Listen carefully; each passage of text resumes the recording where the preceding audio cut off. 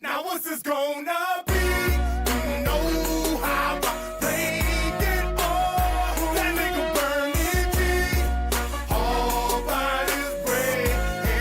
Bitch, I'm all up by my bread. All by my bread. Bitch, I'm all up by my bread. All by my bread. Now what's this gonna be? You know how I played it all. That nigga burn it deep. All by his bread. Now bitch, I'm all up by my bread. All by my bread. Now bitch, I'm all up by my bread. All by my bread. Now bitch, I'm first green ballin', trying to get my bread long. You know the game gone and my mind been blown. Different decisions that I done made got me fucked up now. Still gon' thug the life I'm living, still gon' hold this shit down. Every day of my life, yeah, nigga chasing cheese. And the same niggas that be around there will see all your feet. My mama been doing bad, but I ain't going into that. I done picked that girl up when I caught my first package. I be damn. Me and my people hurting for something for a day. That shit happened, the next man ain't getting nothing. Fade to the root of evil, and that's my damn best friend. And I put that on my life, ain't nobody gon' fuck with him. You try to jam it, yeah, that ass getting chalked. Trying to serve ain't got no business on my block, I bet you're getting chalked. Now either way you try to fuck with my balls, don't believe that ass getting chalked. Now what's this gonna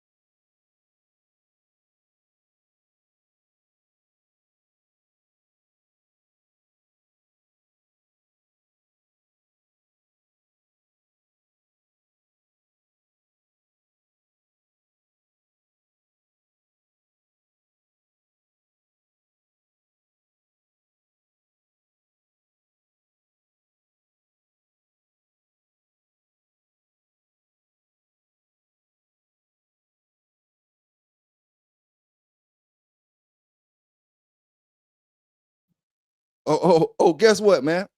My brother John Denby, salute to you. My brother say no sound. Hey, I started off bad already, ain't it? Hey, big salute to the brother Small Time Kennel in the building. Big salute to all the dog brothers out there, man. It's your boy PBK9s giving it to you. Fresh on the press. You know what I'm saying? I got some dog talk today. We're gonna talk about them keeps. You know, we're gonna talk about not keeps, we're gonna talk about schooling and stuff like that. We're gonna talk about my Eli dogs I used to have. You know what I'm saying? Big salute to Rico Jackson in the building. I just let him back up in here. My young fella in the chat down there. You know what I'm saying? Hey Rico, man, we're gonna school you out, dog. We're gonna school you out in a minute. You'll be ready in a minute, yo. Give it a few years, you'll be ready. You know, like I said, big salute to Small Time Union County in the building, man. Let me see. John Denver, I appreciate you. You was up in here first. I was talking, but you said you couldn't hear me. I said a whole bunch of shit. You know, this what I want to start off talking about. You know, I had a young lady to tell me when I post my pictures, and I got something to say to BKK as well. I had a young lady when I post my picture of my puppy. She said his collar looked uncomfortable. I said, "What's a comfortable collar look like?" You and your collar, what a comfortable collar look like? All she had to do is give me an answer. Her answer was, it gives her dog fighting vibes. Now, anybody who's seen that puppy, when I said I was selling that puppy up there, what's dog fighting vibes? How can a collar give you dog fighting vibes? So you telling me a spike collar gives you dog fighting vibes? Hey, I can't help. I want to spend the best, have my dog get the best of the best when it comes to stuff. You know what I'm saying? A big dog need a big collar. You know, it is what it is. I mean, everybody do it how they want to do it. I always say to each his own, you know, but you the type, and she the type of person, like I said, I told her, she the type of person that wake up every morning to profile somebody. You know what I'm saying? That ain't nothing but profiling, man. You know, what kind of collar you want me to go get? The tractor store? One of them clip collars that you clip the plastic things together? Man, fuck no, man. I got a big dog.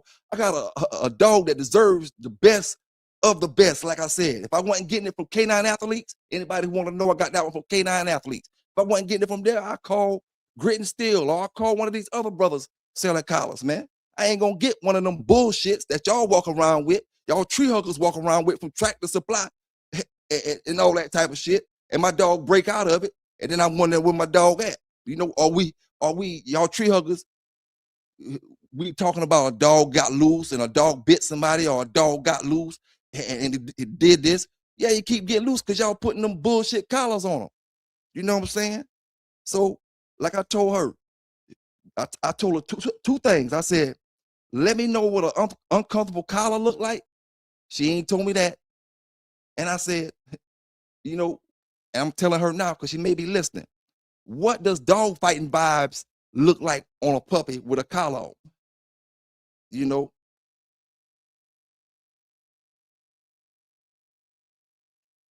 we gonna get down to it, man, because like I say, we ain't worrying about them tree huggers. Like I told her, I hope it is dog fighting vibes. I hope she got all the dog fighting vibes she can get off of it. I hope it make her head hurt. You know what I'm saying? Old tree hugging ass. My brother Young Bat say,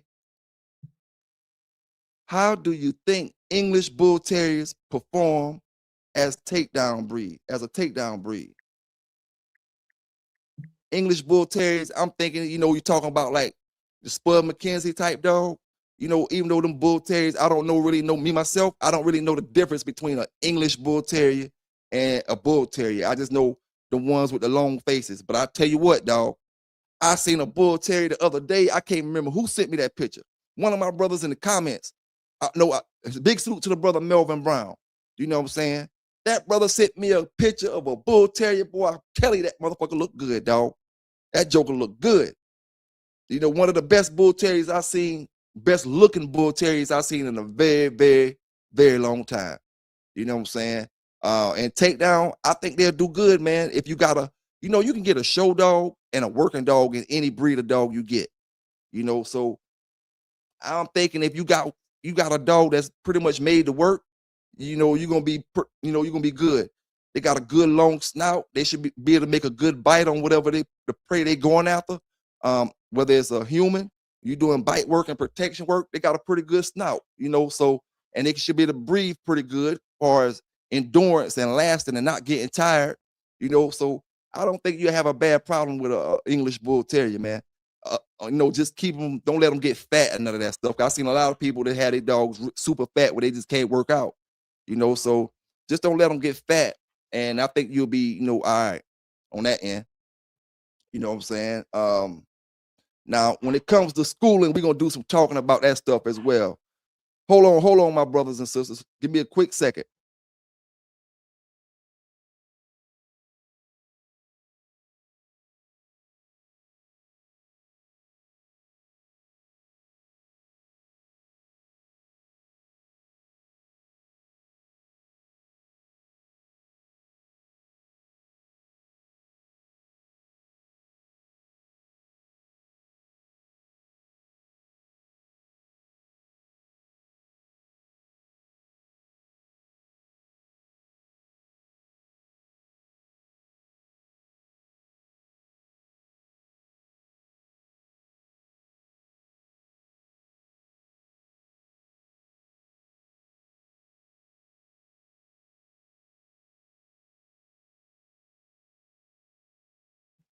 Yeah, I'm back.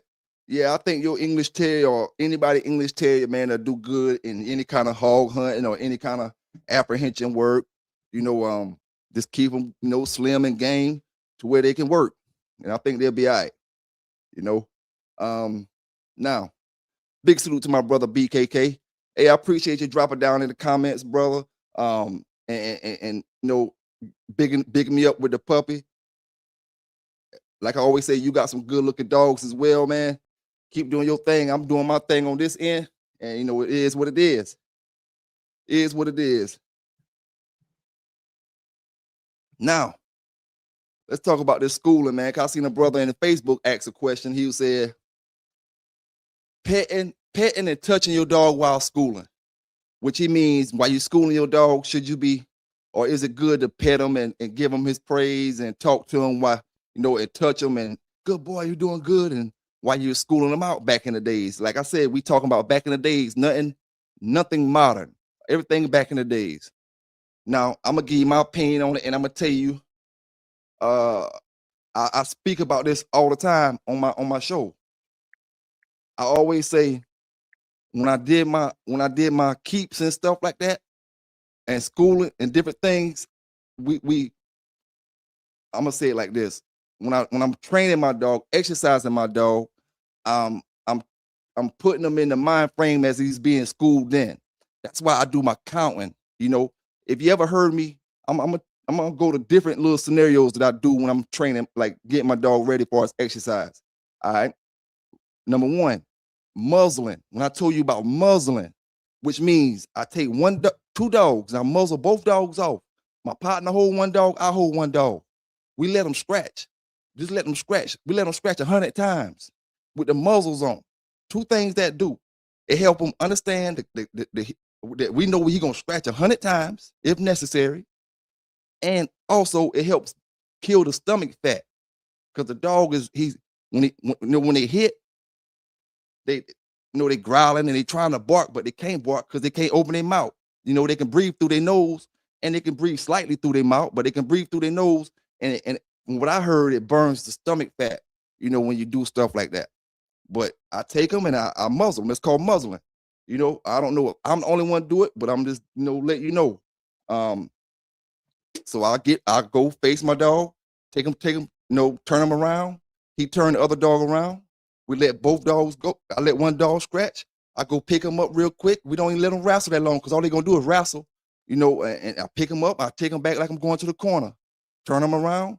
My partner let his go. We do that for 100 times, and at least 50. It's gonna get you in shape and get the dog in shape, and he getting some memory on the counting part. Like I always say, the 1, 2, 3. So he know what that is. He know what that is. Because at the end of the day, I seen some brothers answer this in the comments. You don't want to touch them while you schooling them because you can't touch them in the show. I would agree with that. You know what I'm saying? I would agree with that. I wouldn't do no touching in schooling because you can't touch them in the show. You ain't gonna be able to gas them back up and boost them up and give them some momentum. And that's why you got to stay in his eyesight. You know what I'm saying? Brad Anderson, what's going on, brother? Stay in his eyesight. Let your dog, when he start looking for you, he don't need to be pet. He looking for you. You get out of eye contact with him. If he can see it's game time in your eyes, then he know it's game time. You know, if he see cur in your eyes, then he gonna quit. It's as simple as that. You know, dogs can feed off your energy. You know what I'm saying? So I wasn't really too much worried about that petting them and rubbing inside and telling them good boy and all that during school and back in my days. You know, I do all that in the conditioning and the keep part. When I do my flirt pole, I told you. You see my long flirt pole I got. I let my dog chase it, right? Boom. And then I grab my dog. I grab my dog, put him between my legs, and I take my flirt pole and put it behind my back. Now my dog is trying to turn his body just like we'd be in a box. He's trying to turn his body and look at the dog in the other corner. You see? Now, while my flirt pole is about 10 feet long, as you see, so I put my flirt pole way out there. I got my dog turned like he was facing in the corner, like we facing the wall. I count for a few minutes, a few seconds. I count to maybe 20, count to 20. And I do it loud so he can hear me, you know, and then I turn around. I count to 10 again. Only thing I don't do is I don't say release my dog. You know, I do the 20 count, and then I turn around, I do the 10 count, and I let him chase the flirt pole. And then I go grab him again.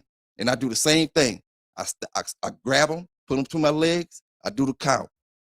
And all I was doing that for is, so when he get to a situation where he hear the counting, when he get to a situation when I grab him and hold him, then he know it's all part of this game we playing. You know what I'm saying? It's not like it's gonna be something new to him.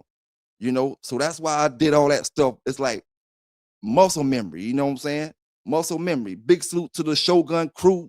Vance, what's going on? What's going on with you? Vance, you said something last night about, I said something about you wanting a bulldog or something. I don't know, man. I was talking to my young gun up there, Rico Jackson. You know, I was talking shit to him probably, and you caught the bad end of the stick. I ain't sure how it was, dog, but I know you know, probably bulldog. Man, you say one of your dogs was in my book. So if one of your dogs is in my book, you know, I didn't even question that. I didn't say which dog you talking about. None of that. You know, I let it be what it be, because if one of your dogs in the book, you was a bulldogger. Plain out. You know what I'm saying? Or was a bulldogger. However, you know, go. So if you took it the wrong way, that's my fault, dog. You know what I'm saying?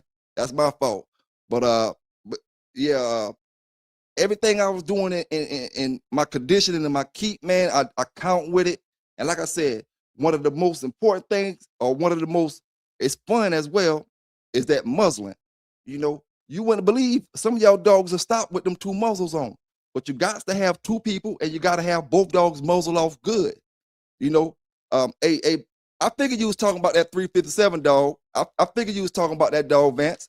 You know what I'm saying? I don't know how I figured that, but I kind of figured that, you know, because I already talked to you one time a while back. If that's the case, a while ago, me and you spoke. Or I spoke to the brothers that owned that 357 dog, or had something to do with that 357 dog. Yeah. Yeah, ain't no big deal, dog. You know, one thing about these podcasts, man, me myself, I don't hold grudges. I talk shit to these brothers sometimes. That's the thing difference between me and a lot of them. When I talk shit, they hold it for all year long. They be mad at me, won't do a show with me, all this kind of, but you know, I say what I say and I let it go, man. You know what I'm saying? I'm cool. If I see you somewhere, it ain't number one person, I'm gonna break their jaw when I see them. You know, it ain't number one person. Other than that, I don't care what Fat Bill said. I don't care what the brother Rico Jackson said, or none of that type of stuff. You know what I'm saying? I don't care what DJ Dynamite said, the fake walk him off. I don't care about none of that stuff. There's only one person in the dog game. If he see me, he gonna have to put up or shut up. You know what I'm saying? And I ain't gotta tell you who it is. You already know what it is. You know, all that talking, you're gonna have to show it. You know, and I know one thing. Hey, no, not no Big Scratch. Man, a Big Scratch, big salute to Big Scratch, man. All he did was make some comment, talk a little bullshit. You know, he ain't not my one person. Put up or shut up, like I told him. Hey, boss man, go. I don't see why he can't get, let's get this money, man. Let's put these gloves on and give these boys a real match. Give these boys a real show. Burning Star, what it is, what's going on, brother? I don't see why he can't put them gloves on. Let's meet up at one of these dog shows. And I don't care, we got to take a rope and put it around the poles and make a ring. Hey, shit. And we got gloves and some wraps on. and let's get it on, man. All that talking, I ain't with it, you know. But everybody else, it is what it is. I don't hold grudges, man. These boys be mad all year long about some bullshit, you know. But yeah, to answer the brother's question that was speaking on Facebook about touching your dog and all that, you know, you may not see nothing wrong with it, you know. But I always say your dogs are smart, man. They learn. And when he's looking around. If you keep petting him and keep touching him and tell him good boy, he's gonna be looking for you to pet him and touch him and tell him good boy, or he's gonna feel like he's not doing a good job. It's a possibility that he's gonna feel that way. You know, I always communicate with my dog through eye contact. You know, when your dog on the ground and when your dog, doing this thing in that square back in the days. Like I say, I was the type of bulldog that get down on the ground with my dog. You know what I'm saying? I don't care if I'm in front of him. Me and my dog become one. We become one machine in that square. No, Triple J, none of them boys, man. Buck City. So you won't keep guessing. Buck City. You know, if me and him see each other, it's gonna be on and popping. I don't care where he is. Only way I might respect him if he got his kids or something with him. You know what I'm saying? Or his old lady, because I ain't, other than that, you know, hey, boss man, go. I want to fight him in the ring for some money, man. I really don't want to fight him for free when I know we can get some money off this shit. Everybody in the whole dog community want to see me and him scrap. You know what I'm saying? And I ain't here to call him no names or talk no shit about him or nothing like that, but I'm just giving you the real. If he put them gloves on, and his homeboy is a boxing promoter, that's why I don't understand why it's so hard to get this shit on. You know? Shit. Everybody can make some money, man. Everybody can make some bread. Put them wraps on, put them gloves on, and stop all that talking. Shit, they call me all kind of names, Union County, say I'm this, say I'm that, crack on me because I'm skinny and all that, but nobody won't lace up them gloves. Shit, that ain't how we get down where I'm from. You do that talking, you got to back that shit up. You know what I'm saying?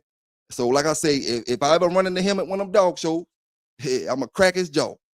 Ain't going to be nothing but a damn simple assault or something like that.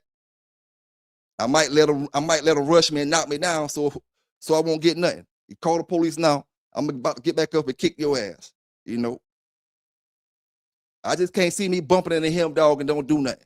You know what I'm saying? I just can't do it. If I don't do nothing but holler at his girl in front of him, make him mad. You know, I'm gonna do something, dog. You know, you can't talk all that trash because you way on the other side of the country and think you ain't gonna meet one of these good old days, you know. Oh yeah, man. I let it go, boss man. That's why I say I don't get mad. I don't hold grudges, but I'm telling you the honest truth in reality. I don't see how I can do it, dog. You know, I don't wake up mad at him or none of that type of stuff, but I just don't see how I can brush shoulders with that dude and not say nothing. You know what I'm saying? I'm telling you, dog, I know how to let it go. Believe me, you know, because I done did real stuff in the street and real stuff. I let it go. It ain't worth it. You know, life is too short. You got too many people that you love, too many family members, everybody that you need here, that need you here. So I'm not gonna put myself in no situation, to fail. But at the same time, dog, I ain't gonna lie to you. I'm just being truthful with you. I can't see me walking past that dude and not doing nothing with all that talk he be doing. You know what I'm saying? And like I say, I'm smart enough to know, like I could talk enough shit to him that see if he gonna really do something to me. You know, call him every name in the book, make him feel low, and especially if he around his old lady, not his kids, but his old lady, because I got respect. I ain't gonna disrespect him in front of his kids and nothing like that. You know what I'm saying? I will let it completely go if he got his kids around him. I ain't with all that. I ain't gonna lie to you. Big salute to brother Dickie Foster in the building, man. Big salute to Dickie Foster. Yeah, we just talking about the keeps, man, and the brother had the question about should he touch and should he pet his dog and praise his dog to keep his dog feeling pumped up during the schooling. And I just wanted to really touch up on that tonight, and like I said, I'm gonna show y'all the Eli dog that I've been working with back in the days. One of the dogs that we had. I didn't have this dog back in the days. This dog was more modern day time. I think like 2011.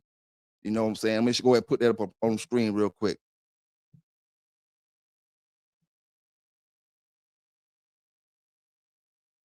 Let me get it. All right. That's a dog. His name Pelican Bay's Young Spike. As you can see, he's off Garner's Dynamo and Garner's Hickory Lady.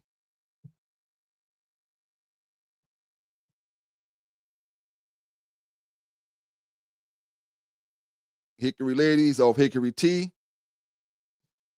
Hickory T, we had a few dogs off that Hickory, well, not me. Some of my friends had a few dogs off that Hickory T. Remember I told you that Hickory T is the first dog that got hold of Bo and put that baseball in his chest for about 6 months. But check this breeding out that I put up here for you. The brothers that like them Eli dogs. Let me pull that up real quick as well. Show you how that Bobby Peru female was bred.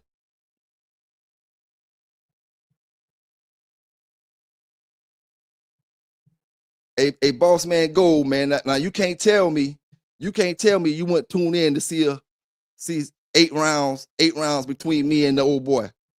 I'd rather not see him in the streets and nothing. And that way, when we see each other, then we can have a mutual respect for each other.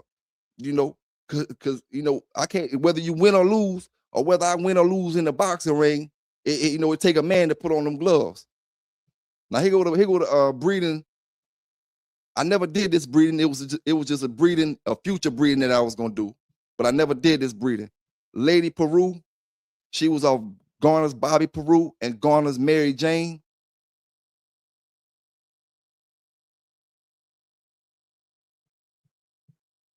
That's off the young Spike dog. But only thing I didn't like about this pedigree that I'm looking at now, which it don't really matter, is that Garner's Trudy got the unknowns in the background. You know. And you know what I said when we got these dogs, man? I said something. Well, I didn't say that then, but I'm saying that now. When we went and got them dogs from Mr. Garner, he had about 20 puppies in the cage together. And we decided which ones we wanted, and he gave us the pedigrees and stuff to them. But the Dynamite dog or the Dynamo dog, young Spike, don't got no red man in it. The young Spike dog don't got no red man. But he was red nose. He didn't have none of that red boy in him. Let me see, can I pull it up real quick? Okay, there you go. Now, when you look at his pedigree, he don't got no Cottonham red man in him. And I was trying to figure out where that color came from. Did Mr. Garner give us the wrong dang dogs or give us the pedigree to the wrong dogs? And the brown dog is the rust buck dog? I mean, the brown dog is supposed to be on this pedigree because the Lady Peru dog that we had, she was brown with a black mask. And there's a few dogs in here that we don't know what colors they are, like the Pendleton Spot dog. It don't got no color for him down there.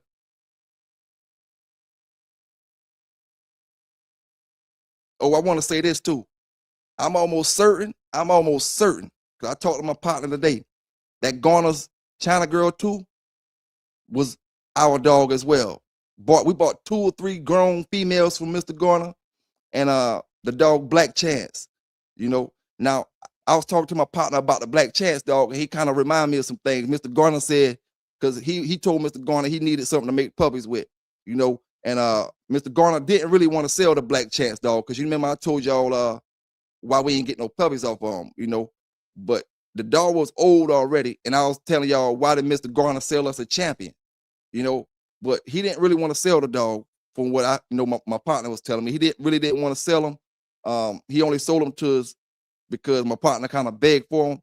And then I want to say we got that Garner's China Girl. If we didn't get the China Girl 2, it was another China Girl that we had got. But she was an older dog as well. She's about a 30-some pound dog. We bought about 2 or 3 grown dogs from Mr. Garner at that time. I want to say it was China Girl too. But this dog right here is why I can't say that the dog is not supposed to be red nose, because it says Garner's Cherry. Now, with a name like Cherry, you could be a red dog. She could have been a red dog, but where does that red nose come from in this pedigree? I told my partner, that stuff coming down off that snooty and all that stuff, so it's no telling, man. No telling. Hey Vance, man, I will say this, boy, that 357 was one of my favorite dogs. Still is one of my favorite dogs, especially in my younger days. Like, damn, I want me a dog. I always said that. I want me a dog off that dog 357, man. I want me a dog off that 357 dog. I mean, Macho Buck, he looked good, but I always wanted a dog off that 357 dog. Because he reminded me of my dogs that I had off that Cottonham Sheba stuff back in the days. The ones I told you was crazy. He reminded me of them dogs, man.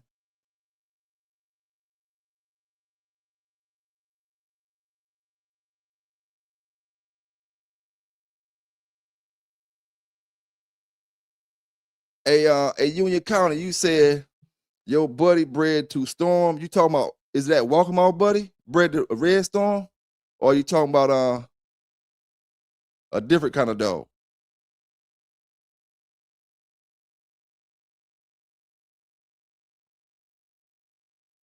Because if you talking about the buddy, the Red Storm is one of in my opinion, Red Storm is one of Walkmall, what was one of Walkmall's best producing females, when they lost their dogs. You got one of Red Storm, you should have a good dog. Okay, Tri-City Storm. Okay, gotcha. Yeah, man, I always liked that 357 stuff, man. Yeah, that dog got a lot of snooty in it, man. Let me take this comment down real quick and pull a pedigree up. Let me see, you got Chinaman in the third generation one time. Chinaman in the fourth generation, 1, 2, 3.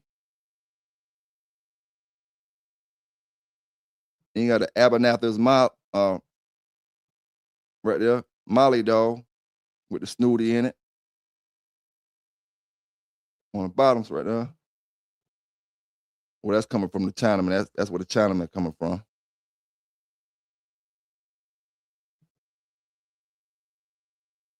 Romero's China Girl.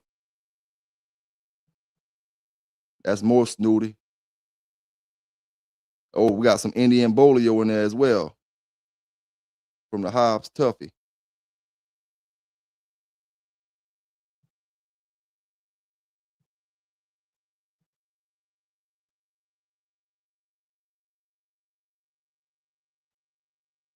But yeah, this dog here, purchased this dog, like you see it say posted in 2011.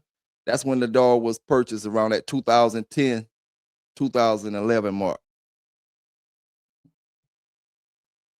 And the Frisco dogs that I be telling you, and the Black Chance dog, the champion Black Chance dog, all them dogs from the early 2000s. And the Spike dog had one off Garner Spike as well. Them was in the early 2000s. This is the last time we've been to Garner House when we got these dogs to get dogs from them. These are the last ones we got from them right here. This one and that Bobby Peru female.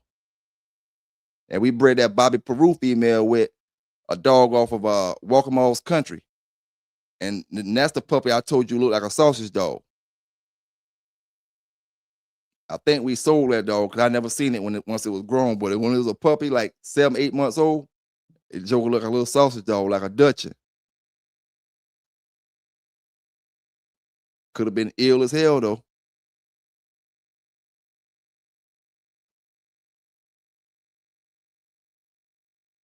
Now, this is one thing I want to say. That dog that we had off Hickory T, it looked like, and I want to talk to Fat Bill about this, because Mr. Garner don't got no brindle dogs that he's producing as far as like the famous dogs that he got. But our Hickory T dog, it looked just like Bolero. Same color, it looked just like Bolero. So I wanted to ask Fat Bill, did he ever breed Bolero with Hickory T? Maybe, because it don't got it on the offspring up here. It don't say that he bred it, but somehow or another, that dog that we had, that I'll tell you about, his name was Tiger. He looked just like Fat Bill dog Bolero. And one of these dogs that I had up here, one of them dogs that I had up there had that Fat Bill stuff in it heavy. Let me see if I can find it real quick. Had that buzzsaw. I think it was that Bobby Peru dog. That's the dog I think. I think it's this one. Yep, see? You go to the 4th generation, it got the Bolero dog in it. And that dog that we had off of Hickory Tea, man, it looked just like that. He was about 40 pounds, about 39 pounds, 40 pounds. But he looked just like that. And you don't really see Mr. Garner with them colored dogs like that. So I kind of wanted to ask Fat Bill, but this was around that 2000 and, like I said, 2001 mark, 2000, 2001.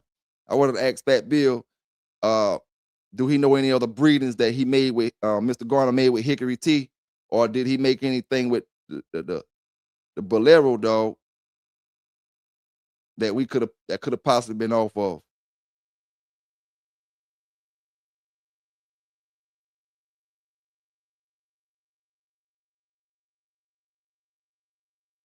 Or Brindle male, that same male that we took and we lost to Walker Mall's Little Bud. And that's where I learned about letting your dog get jammed in the corner on a hard scratching dog. We took that Hickory Tea dog, the same Hickory Tea dog that put that baseball and Sambo chest. We took him and put him on that Little Bud dog. That's off of Bud and Consuela, the Consuela stuff on the bottom side, which was a Bolio, Tombstone Bolio dog on the bottom side. That was the same thing that taught me, do not leave your dog in the corner when a dog coming out like a bullet, because you're going to teach him bad habits. We taught that dog bad habits in that match, and he stopped. He was waiting on that Red Boy Jocko Bolio dog to come across until he ended up taking the 10 count, man. So that taught me right there. And that joker had teeth long as your pinky finger, boy. That Hickory Tea dog we had.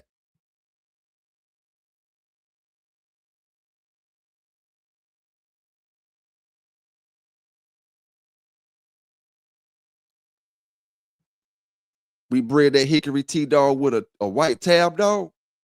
Man, them puppies was damn nice. I want to say she was Red Boy Jeep. Well, white tab Red Boy Jeep. So, oh yeah, hey Vance, you 100% right about that, brother. And I learned that. That's my style until I got out the game. You know what I'm saying? Hey, if I see your dog take 2 steps, I don't care. As long as I know he coming, I'm letting my dog go. You know what I'm saying? Your dog ain't got to come across the line. He ain't got to do none of that. I'm letting mine go. And when it's my time, you can do what you want to do. And mine going to still scratch. But I will not hold him on that side till your dog come. Because next thing you know, your dog throwing his shoulders to the side. He throwing his shoulders to the right or to the left. Every time that dog come across, especially the ones that come, that little Bud dog was coming across like a bullet.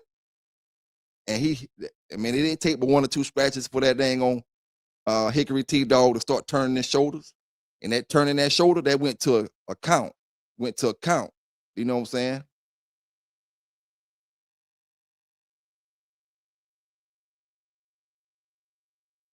Street Rossi. I'm gonna tell you like this, dog. And me and another brother talked about this a little while ago. I didn't really go to a whole lot of shows that wasn't mine, because I don't like going to. I didn't ever really like going looking at shows. I wasn't big on that. I was big on mine going down there and doing the showing. You know what I'm saying? Or whatever we got. Everybody who I hung around had bulldogs and had a yard. You know, every single brother I hung around back in them days had at least 10 to 15 bulldogs. You know what I'm saying? That's why, sometimes I'll be like, I did with him, or I did with him, or I did. Man, everybody I was rolling with had bulldogs. You know what I'm saying? It wasn't like all of us was working off one or 2 bulldogs. Everybody had their own yard. You know? But most impressive, man, shit. I'm gonna tell you like this.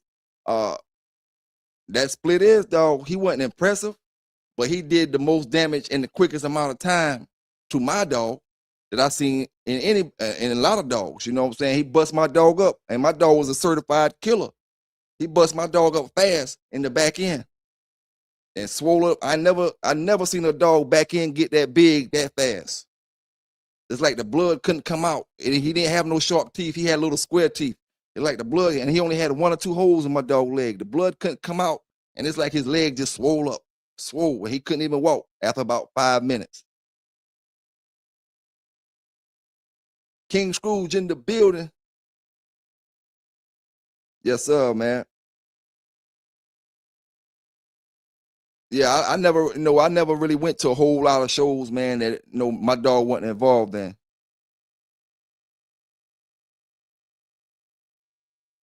And you got to look at it like this too. For a lot of the older brothers that's older than me, the stuff that I'm telling you about, I'm 19, man. A lot of y'all brothers was 20 something, 30 something years old, if not 40. When you 19, 18, you ain't really got a whole lot of connects unless you born, your daddy is somebody's bulldogging or something like that. You know what I'm saying? None of my friends' daddy was bulldoggers or nothing like that. So we was all first generation bulldoggers. So at 19, 18, 19, 17, and stuff like that, you ain't gonna be at these shows because you're not connected. You had to be connected to somebody to be at these shows.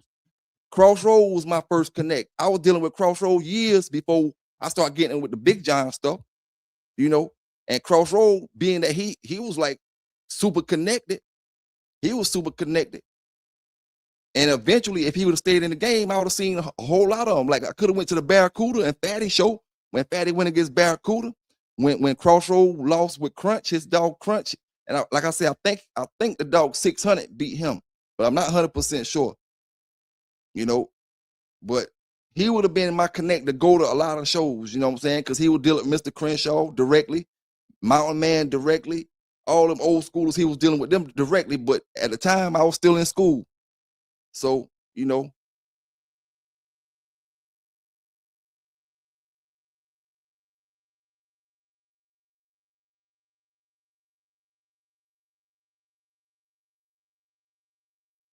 hey, Street Rossi, man, we was all selling. We all money wasn't an object back then. Shit, we was making money. So everybody, took the dogs. It wasn't no big deal. No matter how many dogs you had, could have had 40, 30 dogs. Some of them brothers had about 30 dogs, 40 dogs. I just said 10. The most I had, during them days was probably like 15 at one time. But some of the brothers had 30 dogs, 40 dogs. And I beat a whole lot of famous kennels, dogs, with other people. Like, I'm not gonna say I beat Carolina Game Dogs, but I beat a whole bunch of Carolina Game Dog dogs. That dog Jethro they had, I was 2 seconds of busting that dog Jethro they had ass, or he was gonna have to beat my ass. Carolina Game Dog Jethro. If you go look up Garner's Hardwood, I dust that damn dog off. Go look at Garner's Hardwood, but I didn't dust him off with Garner. Somebody else had him at the time. I dust that dog off. I dust several more off, but yeah, man. I was real young during them days, man.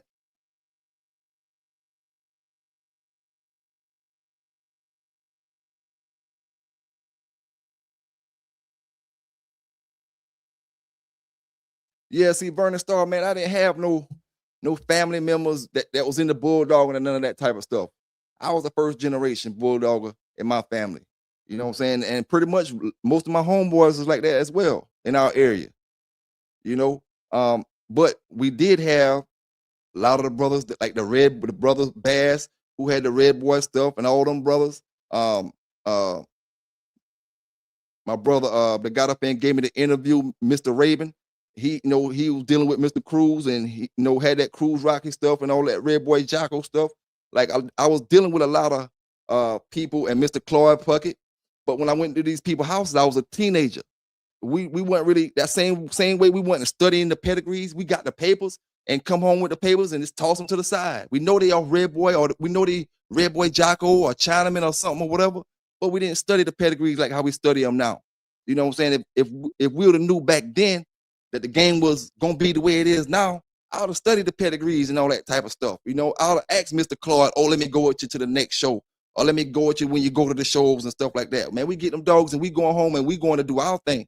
And people that's around our way and people that's in the next county over and the next city over or the next city over, different things like that.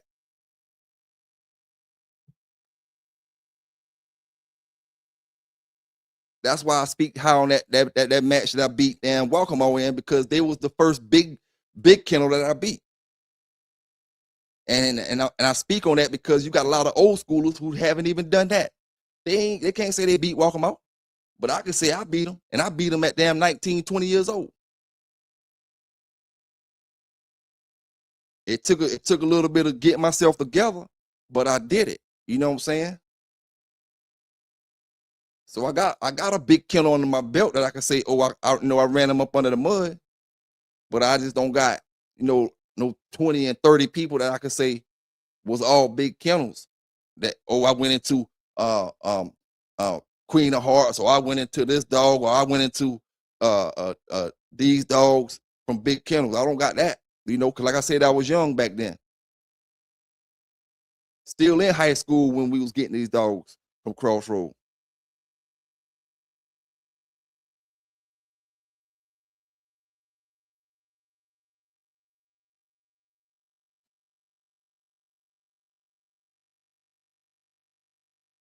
But yeah, man, that Bobby Peru female. And I see now that Bobby Peru was off El Negro. I didn't know until I start looking at these pedigrees in more modern day time that, okay, so we had a dog off El Negro, Fat Bill's Ripper dog right there, Boudreaux. I told y'all they ain't have no Boudreaux dogs. This dog got Boudreaux in the pedigree, see? It's because I was a matcher. I wasn't really no breeder like that, as far as studying the pedigree, trying to match this with that or whatever. I felt like I was a roller. If you wanted to roll, we was in the same, on the same page. Boudreaux's Penny, Boudreaux Maverick.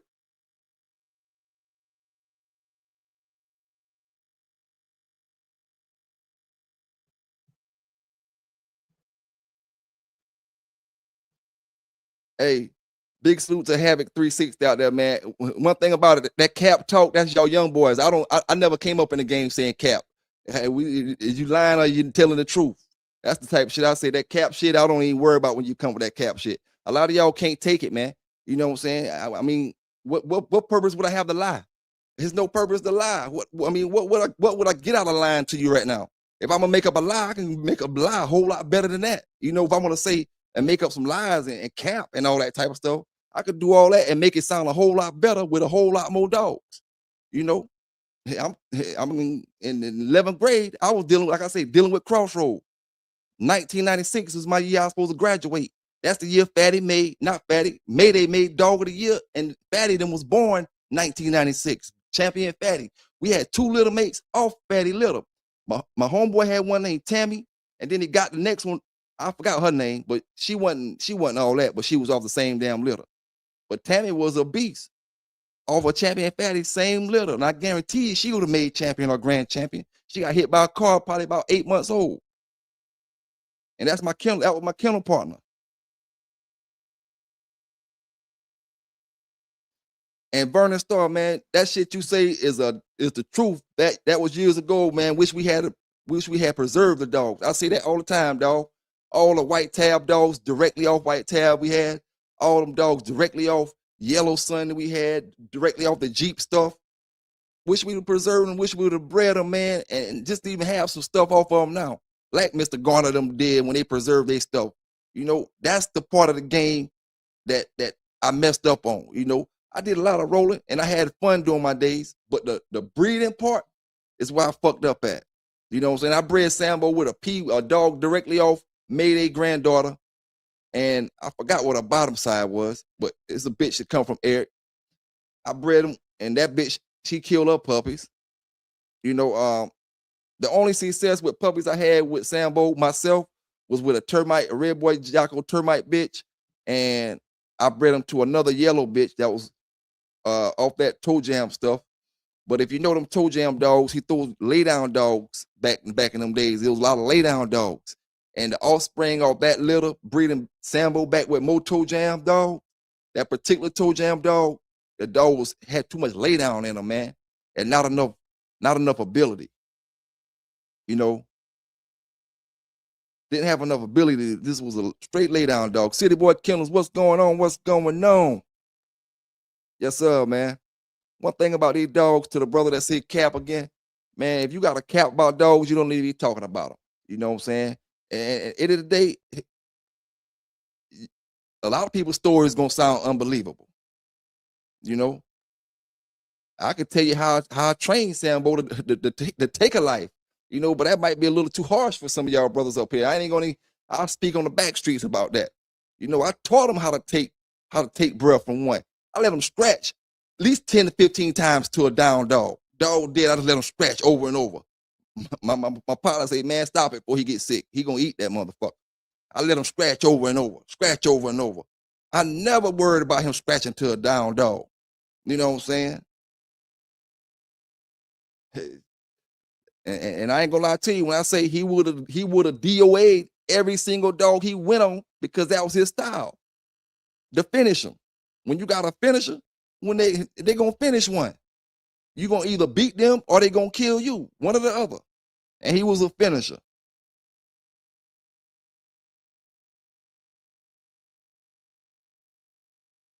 City boy say females are faster. I believe that, and I always thought that when especially them big males, them females, man, they just come out and do a lot of shaking. They go hard. Them females go hard, boy. Them females go hard.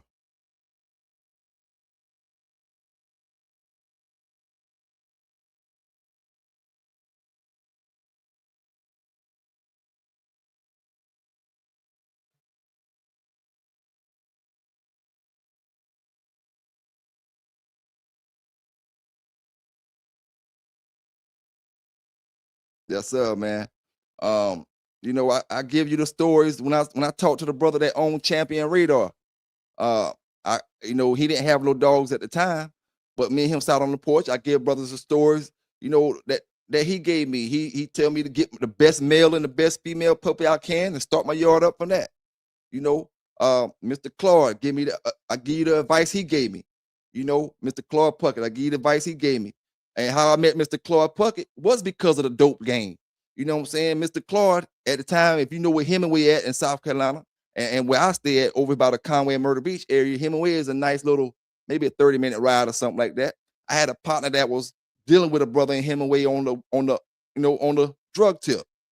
And he gave me a dog. He gave my partner a dog named Hog Catcher. My partner came back to Conway, gave me the dog Hog Catcher because he knew I liked pits. He gave me the dog. And I took the dog Hog Catcher. They call him Hog Catcher because he caught hogs. I took him and I took him out there and I ran him through the mud and all that type of stuff. But they said, the boys from Hemingway say, man, we know a man that down here that got pits. He got the real pits. And that was Mr. Claude Puckett. They told us how to get to Mr. Claude house. We showed up at Mr. Claude house and and it was on and popping from there. Mr. Claude had a yard that a brother like me, I walked back there, and he got a pond back there in the backyard, and he had the dogs all around the pond. And shit, for a young brother like me at the time, I had to be about, because this is way before I got Sambo, I had to be about 18 maybe. Man, shit, I felt like I was in a candy store, dog. This man got all kind of pits around the pond. And I told you I could have bought dogs. I want to say they were straight off of yellow. Because knowing who Mr. Claude is, if you go back and look at the dogs that he had, knowing who he had a litter of buckskin black mass puppies that he was trying to sell for $250 in the cage. And then I didn't want the puppies. I wanted the puppies, but I didn't want the puppies. You know what I'm saying? So I wanted the dog that was a little bit bigger that I could take back there and roll as soon as I get back home. So I bought a dog that was about 8-9 months old from Mr. Claude named Rebel. And we bought another one that was a chocolate colored dog with yellow eyes. And that was the worst decision I could have made, them two dogs that we bought from Mr. Claude. I ain't gonna lie to you. And my whole dog program, them dogs, they were some of the weakest ones that we bought to this day. Out of all the dogs that I ever bought. And Mr. Claude was a hellified dog, man. It's just, I should have left him on the yard. The dog was scary acting. He was spooked, and this is coming from being on the chain, and nobody not dealing with you for a certain period of time, as far as taking you out walking and things like that. Street Rossi say he got a question. This Pressing Canary he got, when he see people, he'll just go lay down and watch, but he won't grab nothing. Why won't he grab anything? And you don't let nobody play with him? Because you know why, dog? It's a lot of reasons why. I trained a cane corso, you know, and the thing that shocked me when I trained that county, some people call it county corso, cane corso. The thing that shocked me when I trained that dog, man, he was a big baby.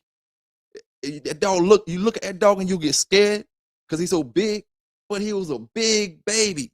A lot of them dogs be like that, man. And you got to make sure you're getting your dog from working stock. You know what I'm saying? These Crescent Canaries and these cane corsos, they have show dogs and they got working dogs. If you're not getting them off of working lines, it's the chance that, you know, he won't be ready to work. But because your dog laying down, don't mean he not a working dog. He just like people. You know, you just gotta, you gotta, what they call, it's like taunting your dog, right? If you know you're gonna train them for protection work and stuff, when he was young, it's the same thing we used to do with the pits before we knew the pit game, grabbing him out, making them mad, and making them growl and all that. So what you would want to do is you want to agitate them, let somebody agitate them, and then you give them a treat. You know what I'm saying? Give them a treat, or you give them some commands. You know, you want to do agitation training. Let the person come around the corner and agitate the dog and bring it out of them. You know what I'm saying? You're not gonna. I'm telling you, the Belgian Malinois is one of few dogs that'll do something like that. You know, just bark at somebody for nothing. A lot of them dogs, man, they big babies, but they got it in them. You just gotta bring it out of them. You can't just think it's gonna happen naturally, you know. And I've dealt with the Crescent Canary one time. I had a homeboy that he had one and we did some bite work with it, but that dog was already biting and he was already ferocious. And he was getting his Crescent Canaries from a brother that I know on Facebook, and he got working presses, you know. And I don't know much about the Crescent Canary as far as their bloodline or nothing like that, but I'm quite sure that you got the show kind and you got the working kind. Your working kind gonna be a little more jacked up than your show kind. Now you can train any of them to do your protection work, but you know, common sense gonna tell you that your working line gonna do it better than your show line. And even if you got a working line and he just going out there, that's the problem I had with my pit, JD Hall. And I didn't try to train him for protection, but he loved people. Some dogs just love people, man. You know what I'm saying? And it ain't really a bad thing. You know, that's what you want, Street Rossi. You want him to be calm and collective around people. You don't want a dog that's lunging out at anybody, man. That's what we call junkyard dogs. You know, they just go try to bite anybody. You want your Crescent Canary to where he let people come pet him, but as soon as somebody hit you, that motherfucker snap from 0 to 100. You know what I'm saying? And that takes training, man. It takes training. It takes a lot of hard work. But when you get it, you know, you get it. Now, if your Crescent Canary was trying to bite any and everybody, how could you go places and really enjoy having him out places? You can't take him around people because he always trying to bite somebody. But the way you say he is now, you know, you be confident that he ain't gonna bite nobody. He just gonna lay around and let people pet him and play with him. But the moment he notices your attitude change, that comes from the bond that you got with him as well. Not saying that you don't got a bond with him, but that comes with the bond that you got with him. He'll know that, oh, my owner pissed off now. Let me shape up, see what's going on. Let me pay attention to what's going on around him. You know what I'm saying?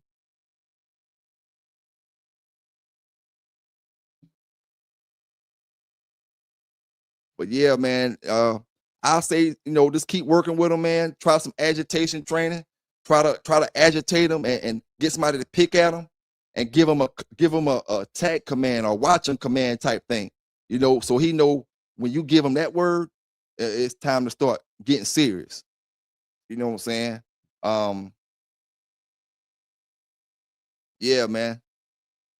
Especially with them kind of dogs. I ain't gonna lie, man. Them Prezi, I dealt with them kind of dogs, and I see exactly why them dogs were destroying people and killing people and all kind of stuff like that. The ones in California way back in the days that killed them ladies and different things, man. Them dogs are strong. Them dogs are big, you know. So you really need to have control over them.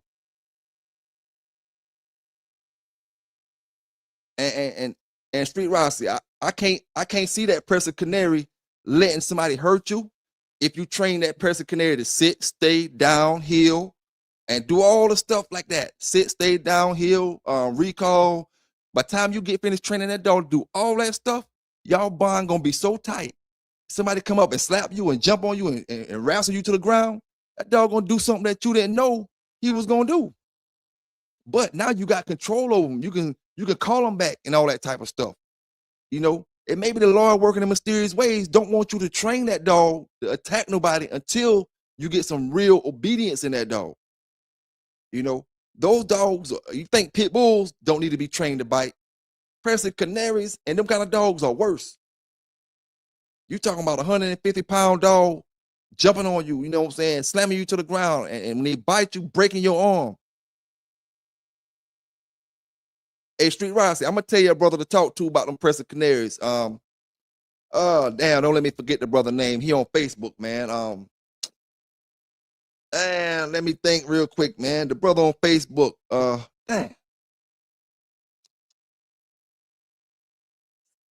dang, man. I know the brother, you know, because we talk. I can't think of his name. If I think of it for the show over, I'll tell you who it is. Holler at him about them presses, man. He an expert in them crested canaries. That's all he deal with. He deal with like Molly Wiles and any other. He deal with any breed, and he'll train any breed. But he got them crested canaries. You know, so he an expert when it comes to them kind of dogs. He can give you the rundown on them dogs, man.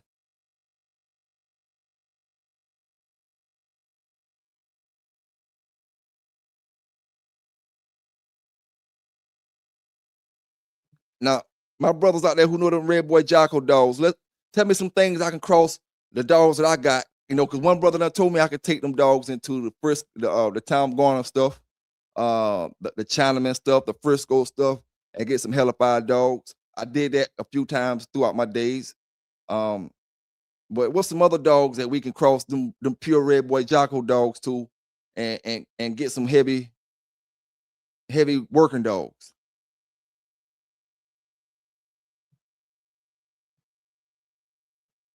And I'm quite sure you really got to go off the dog himself. You know, most of the time you really can't go off the pedigree. I can say, oh, breeding with a Bulldog dog or breeding with a Jeep dog. It need to be a hard working Jeep dog or hard working Bulldog dog. You know, for me to get the dogs that I'm looking for. But we just saying, hypothetically, if I want to cross them to something, what'd be a good cross for me to go into? The La Pase, Mexican Eli.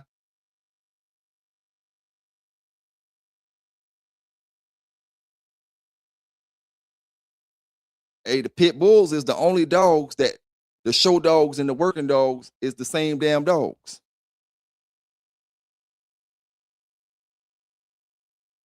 In my opinion, it is. You know, because you take a pit bull working dog, unless brothers who only been going to shows all their life since the '60s or something, and they only been breeding show dogs. As far as not taking them out to work, you know that'll make the difference. But far as the German shepherds, your show German shepherd and your working German shepherd, they look different. You know what I'm saying? They look like two different dogs. Your show Malinois and your working Malinois, they look like two different dogs. Your show Rottweiler and your working Rottweiler look like two different dogs. But your show pit bull and your working pit bull is the same dog. They structure the same. You know, your show German Shepherd has hip dysplasia way worse than your working German Shepherds. Oh, and I had an article, I meant to put it out, brothers, where the AKC had just lost.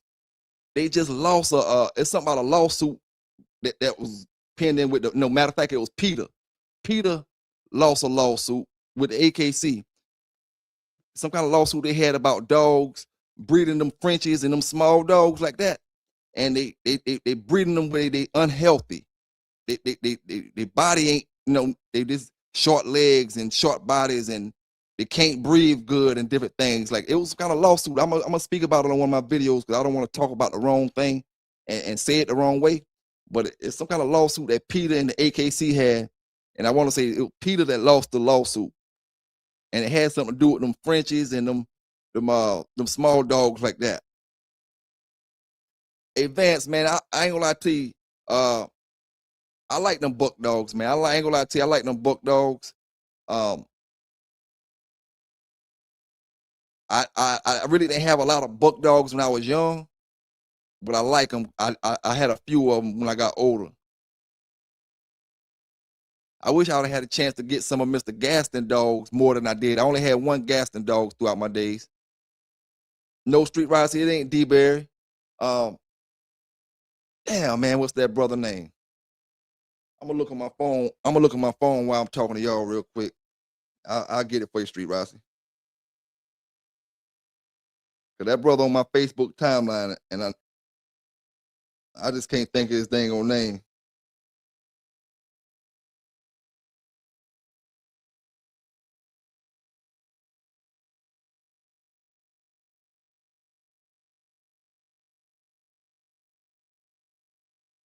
And that brother be traveling, man. He'll travel and come to you, train your dog, and all kind of stuff like that.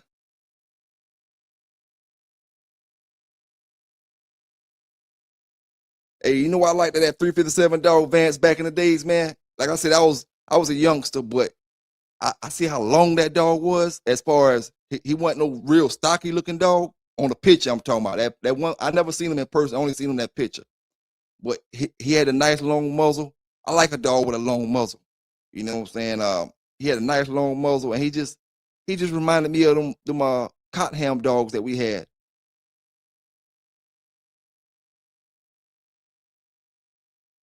Oh, a Street Rossi, the brother named Ronnie Oliver. Holler at that brother Ronnie Oliver on Facebook. He deal with them presses, dog. Mad Doctor, I ain't sure if I salute you already, Mad Doctor, but big salute to you, brother. You've been here for a while. I know I had to salute you already, but I ain't sure yet. Yes, sir. Ronnie Oliver, Street Rossi. That brother, he know them pressing canaries, like how we be talking about these pits and stuff like that. He know them presses.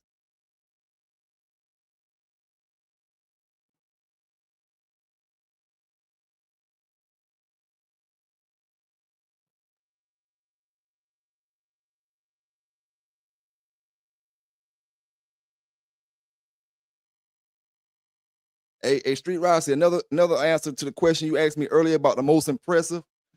A finisher is the most impressive way to end the show back, at least in my opinion. If your dog is taking one out, I'm talking about when you start seeing their eyes turn blue, their legs kick out straight, they start shitting on themselves and all that type of stuff. And nothing else can compare to that, man. You know what I'm saying? Shit. I mean, he finished them in the back end. You got dogs that go in the back end and bust them up and take them out in the back end and kill them in the back end. You know, that shit is impressive to me when you finish one. Big thank you for the donation, Paul Johnson, brother. Thank you for donating, man, the $8 to the channel, my brother. Yes, sir. But yeah, Rossi, man, that's impressive to me, man. When them dogs finish him out, my dog would always finish him out in the throat. He wasn't a back end dog, but man, shit, and that joker get him in the windpipe, man, and it's over. They get kind of tired. Boy, look here, their legs start straightening out, and they go to smelling that. You go to farting and all kind of stuff. Your eyes turn blue and glossy, get glossy. Oh, he on the way to the upper room. Yes, sir.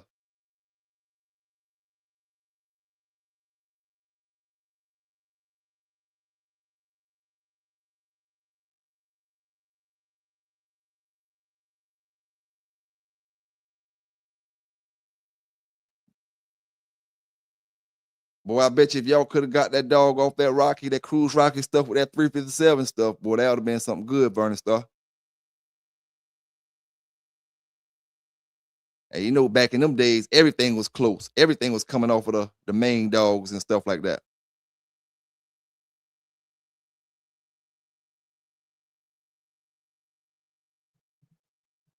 Let me drop that link down in the chat for anybody that want to come up. Big salute out to my brother Bill the Boss, man. Salute to you, Bill the Boss, if you can hear me right now. I can't really respond to your question like that. Let me see. I'm gonna check your question out, Bill the Boss. Big salute to my brother, man. Let me drop that link down in the chat as well.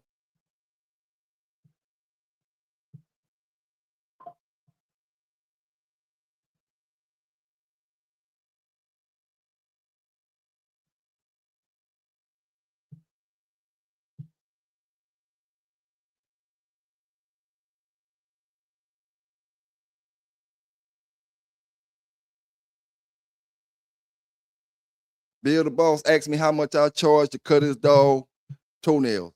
I ain't gonna lie to you, Bill. Hey, you might want to deal with somebody a little more professional than me with them toenails, because they got nerves and stuff in there, man. And you really want to be careful with them toenails when it come to them dogs. I had a homegirl, her dog broke some toenails because I want to say he maybe was on the dirt a lot, or he just had long toenails and got them jammed in between the porch. Like, you know how porch had little slits in your porch between the wood and stuff. I think his toenails got caught up in that type of stuff on the steps or something, and he broke two of the back toenails. And them jokers stopped eating and all that stuff, man. And shoot, we had to get that fixed out. But yeah, Bill, I'll hit you up if you ain't listening right now. I'll hit you up, and I'm gonna let you know. I ain't really the one to clip dog toenails, man, because I don't want that to be on me, your dog. I missing clip too far or something like that. Me myself, I just take my dog out on the road and let him walk. Especially a little Yorkie or something, boy. It'll hurt my heart if I hurt your little dog like that, and your kids be upset with me.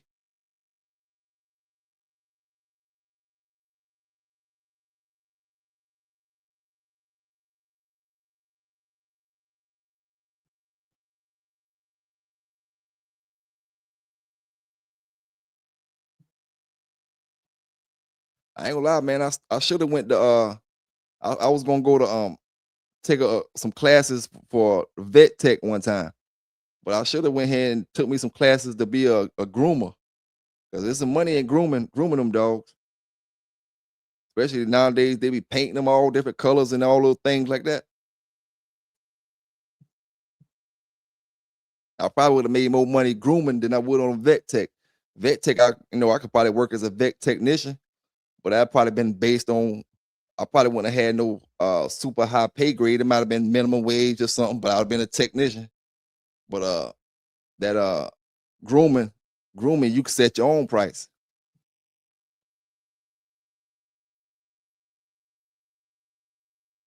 Hey, Vernon Star, you talking about for the toenails, just use the Dremel or something like that, you said? And start as a puppy?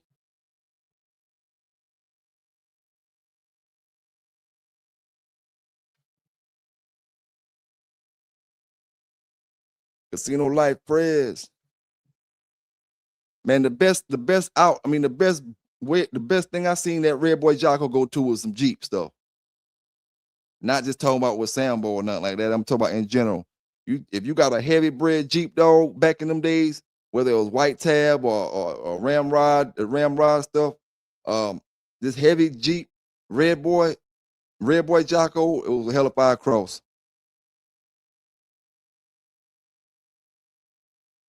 Okay, I'm gonna write that down, Vernon Star. I'm gonna throw that at the brother, but he not like a doctor how we is with the dogs and stuff. A lot of us brothers, we damn near like doctors with these dogs.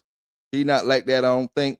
So he may just want to take him to maybe just be easy to go and pay a little $50 or something at the Tractor Supply, or we got a grooming place over there about where I stay at on the other side of them football fields. We got a grooming salon over there. John Kramer, you say why you can't hit the link? You can hit the link, dog. You can hit the link. Unless it won't let you. I don't know why it won't let you, dog. If you tried it and it won't, let me try to put it down there again.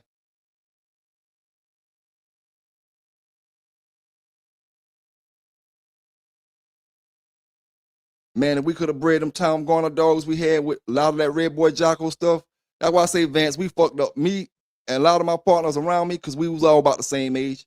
We fucked up a lot of good dogs, man. A lot of them brothers, if we would have had at least one brother that was 40 years old, that was already in the game, and like, oh, I got all these young boys around me. We gonna do it. And we had the money. You know what I'm saying? We'd had somebody real older that was just seasoned in the dog game, man. He would have led us in the right direction to make these breedings and to save these dogs. And oh man, you ain't gonna have these dogs like that 10 years down the line.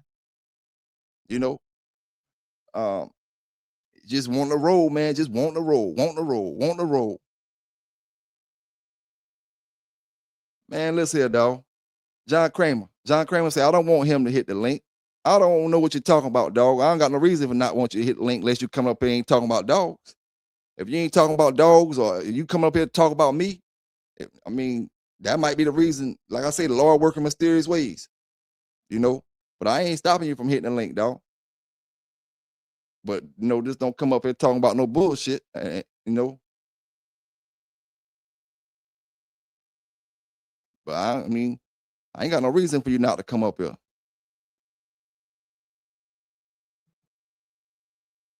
I ain't like y'all boys be mad at somebody because your homeboy wanted to be mad at him. I ain't mad at you, John Kramer, because one of my homeboys want me to be mad at you or somebody. That ain't my style, dog. Shit, you ain't never did nothing to me besides talk a little shit, and I just spoke about that earlier. I don't grudge all year long, and try to fit in and saying all that crazy stuff. I don't do all that, dog.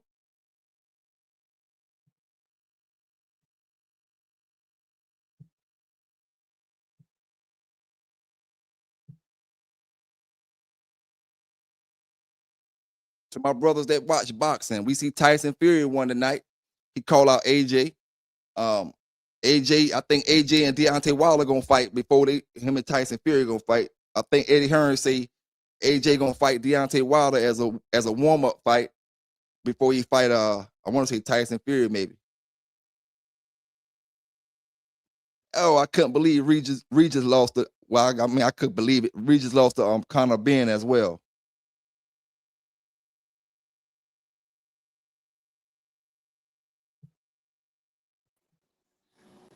Casino, what's going on with your big dog? Man, what's happening with it, man? Ain't too much, man. Ain't too much. I see you busy over there, boy. Got them dogs looking good. Yeah, man. I just came from a confirmation show. Uh, they had Hey, AADRI show in Griffin, Georgia. I had just went to that. how was it? It was great. It's a 2-day show. They got another part of it tomorrow, but I ain't gonna make it to that. But this shit was straight. I got second place, and uh, I got 2 second places, and then I did. They had this thing called the lure race. Oh Like yeah, it's like a sprint. that's what they doing. They doing that out there. Yeah, I did that. I ain't win nothing. My bad. I'm the puppies back there tripping. But Hey, I'm gonna tell you how to train your dog for that, and you can use that for any brother in the chat.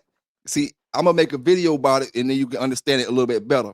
But I'm gonna tell you what you do is you get 2 poles, right? You get 2 poles, stick them in the ground, uh-huh. any kind of pole, and then you get you some black plastic, like you see that black plastic, like them brothers be working on the side of the road, and they have that black plastic they be using to make look like little wall type things. Yeah. Get you some black plastic and put it about 50 feet apart. Put the poles about 50 feet apart and wrap that plastic around one pole and come back. Just make you a long wall about 50 feet with the plastic Uh-huh. and get you a long ass rope and put your hide or whatever on the end of the rope Uh-huh. and tie one end of the rope to the dog and make sure that rope long enough to go all the way around that pole and come back and be about 5 feet in front of your dog. Soon as the Yeah. dog take off after that hide, the hide gonna zip. It's gonna haul ass because the dog pulling it with the rope. It's gonna go around. Yeah. He I gonna get he what gonna you're be saying. running Yeah. around the thing. He gonna be running around the pole, and that's the way to make it like almost like a Jenny type thing. Your dog just Uh-huh. free running after the hide. I That can was my first time seeing that event at a show. When I seen that, I was like, yeah, I gotta sign up for that. yeah yeah. I Like ain't gonna lie. I ain't mean to cut y'all, bro. I ain't no, never you knew good. they did that. I ain't knew they did that out there. That's more interesting to me right there. That lure chasing. Yeah. Shoot. Yeah, I like Yes. that. And then Mm-hmm. like my second time, well, my male, his first time was slower than the second time because like the second time he figured out what was going on and he beat Mm-hmm. his time by a lot. And then my female, she ran slower the second time, but it just was fun to experience. But I ain't placing that though. And they go back off the height from the ground to the top of the shoulder. And I got Mm. dogs that got really. I felt like only thing I felt like probably should have been different. I felt like they should have been going by weight instead of the height because some dogs be heavy as hell with short legs like mine. You know what I'm saying? So Yeah. with the you know what I'm saying? It was gonna be hard to place with the length of the legs that I got, and they going by length of legs. You know what I'm saying? Because it wasn't no like my dog. He was 19 inches from the ground to the top of the shoulder, but every other dog that is around that size is way more smaller and like you know what I'm saying. Mm-hmm. So they was like running faster and shit. So were they judging it by the speed that you do it on? Yeah, they time it. It's like I like my fastest time was like 3.6 seconds. Yeah, it's gonna be hard to do it off height. I Yeah, think they it was would be doing hard to height. do it off height because, like you said, some dogs are heavier than other ones. Some dogs, I guess they're going off how long your dog legs is or whatever. But seem like you would do it off of the weight wise. You know, That's if what your I was dog the thinking. same weight as the other dog. Yeah, I was thinking that. I feel like if it was by weight, I probably would have placed with my male. That's how I feel, but I don't know, because it didn't happen like that, so I don't know. But I just feel like for a big dog, he was moving. You know what I'm saying? Shit, you can buy them lure. You can buy them. You know, you can buy them shits off Amazon. Them lure sets and train Yeah, for that shit and then go back next time. You be out there like a greyhound. I'm finna focus on that shit. I like that. I like Think, that. think they about a But shit, couple I hundred, just got them couple tapping hundred. in, telling y'all about this show because I don't. A lot of people probably ain't know it was no show today, and they got another part of it tomorrow. If anybody around the area want to go to that shit.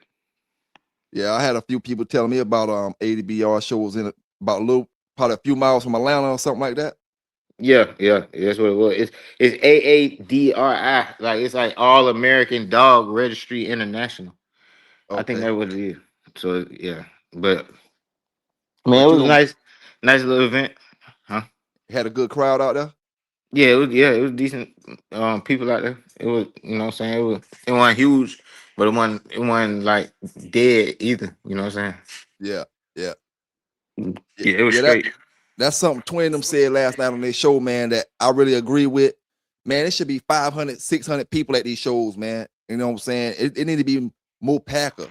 You know, if everybody supported and everybody was going and doing what they say they do, it'd be 3 or 4, 500 people at the show. That wouldn't be nothing. You know what I'm It's saying? all about hype. Like it's just about hyping it. Like, well, people are starting to do it more now. Like, really talk about the shows and really be excited about them. I'm not saying people weren't excited about them before, but Yeah, like I'm just starting to notice more people want to really talk their shit about it. Like, you know what I'm saying? Like, man, like, all right, for example, like in that little race, like let's say like I won and my time was like, let's say my time was 3.2 or something. If I was really like whoever winning these events, like if you really talk your shit, like yeah, I'm fastest dog, this and that, like it'll make other people want to come and try to beat your time. That'll make other people want, people want to yeah, come. Then like even like friendly competition and shit, like if somebody be like, man, I feel like I should have won that. You know what I'm saying? Like all that type of stuff make it more exciting. It's kind of like with like boxing. Like you got to build up to the event. You know what I'm saying? Like have press conferences. Like I'm not saying you're gonna have a press conference for this, but people just talking about it. Like what they gonna do? Like I'm finna win or yeah, I'm finna run this time. Like just more making it more competitive and more hype. I feel like that's all it takes. Is just what I see with these shows. Like people come and then just go home. Like they don't really advertise it like that. That's why I be trying to yeah. really put it out there. You know what I'm saying? Like I did another vlog, so I got a vlog on the way. I had the camera crew out there, so you know what I'm saying. They you get to see how it was like in HD. I feel like Was it shit like that, huh? No, I was about to ask you, was the lure just straight going straight and coming straight back, or was it going and turning like a Nah, it triangle was shape? going straight down and straight back. Okay. Yeah. Yeah, that lure, I feel like that lure chase would be better competition as far as like treadmill racing and stuff like that. And you compete that lure chase, it'll hmm make it more exciting for the owner. You know what I'm saying? And hmm it's more like a real competition that you competing in. You know what I'm saying? You got the Yeah. fastest dog out there. You been bragging all the last few months. I'm gonna meet you out there, show you my dog can beat your dog. You know what I'm saying? It makes it more like the dogs competing against each other, like really competing. You know what I'm saying? I Yeah. like that Yeah. lure That's how I chase. felt. That's how I Yeah, felt. I like Yeah, I like that lure chase, boy. If the 80, what do you call it? ADBA need to do that as well, man. You know what I'm saying? yeah, They probably will eventually. yeah. That's a good event Hmm. for sure. Now, what you think about it? Because you know you the boxing man. What brother Vernon Starr say? Regis been done, and Wilder got to punch his chance. I tell you what, Wilder got to punch his chance, Vernon, but his dang on knees, boy, his legs. He better. He got to punch his chance though against Anthony. I ain't gonna lie and say he ain't. He don't. Uh, but I think, like you say, I think Anthony will get Joshua. I what do you call it? Tyson Fury. Um, uh, Yeah. I ain't sure about that one. You know what I'm saying? But Wilder, I think Wilder, he got to punch his chance. But just like City Boy sit down there, I think Wilder done, man. When I looked at that last fight, man, I don't know, man. I No, don't I see. think AJ gonna have too much skills for Wilder. Like Yeah. as far as Regis being done, Well, well, Regis he say he he done. might, yeah, he basically done, but I feel like he had enough to show that Conor Ben really wasn't what he hyped up to be. You know what Yeah. I'm saying? Because in all honesty, like if Conor Ben was what he supposed to be, he was supposed to knock him out. Yeah, and I was Like, looking at the highlights, and it was like they was showing the scorecard, and it was like Regis had won about 3 or 4 rounds, and he wasn't down by that much, you know. Um, hmm I didn't see the whole fight, and I'm quite sure Conor started taking it over at the end. But at one point, Regis was like 10, 9, 9, 9, 10, 10, and Regis was kind of he had a chance to win it. All he had to do was score big at the end. But I guess Conor started taking him out. yeah, But when did you you one did of you the hear what best, Regis did you hear what huh? Regis said in the little press conference he had at the end? Nah, Well, he said that was his last fight, but he said he was scared when he came in and he was terrified. He said he was terrified. I'm not sure what he was meaning by that. As far as maybe it was because he ain't been in the ring in a while. nah, it's Um, because Conor Ben fought. But the biggest Regis ever fought before the night was at 140 pounds, and they fighting at 150, and Conor Ben last fight was at like 160. yeah, So that's probably what he was talking about. You know what I'm saying? Like he fight this is a big major step up. That's why I say Conor Ben. He was good enough. Regis was good enough to show that Conor Ben ain't all that because, bro, you bigger than this man. You supposed to be and you supposed to be one of them ones or something. You know what I'm saying? But for you to go all 12 rounds with Regis, like no knock to Regis, but like kind of been if he really one of them ones, he was supposed to get him about the yeah, yeah. yeah. That's how I feel about it. Now, who your favorite boxer is, if you got any right now? Your one top boxer that you gonna make sure you see this fight. That I gotta see. I mean, shit. To be honest with you, like I got like the only person who, well, I mean, I wouldn't miss. I don't miss no Canelo fights. Um, I don't miss no David Benavidez fights. Uh, but I don't miss no fights, bro. Like I guess Yeah. I ain't got none. I watch everything.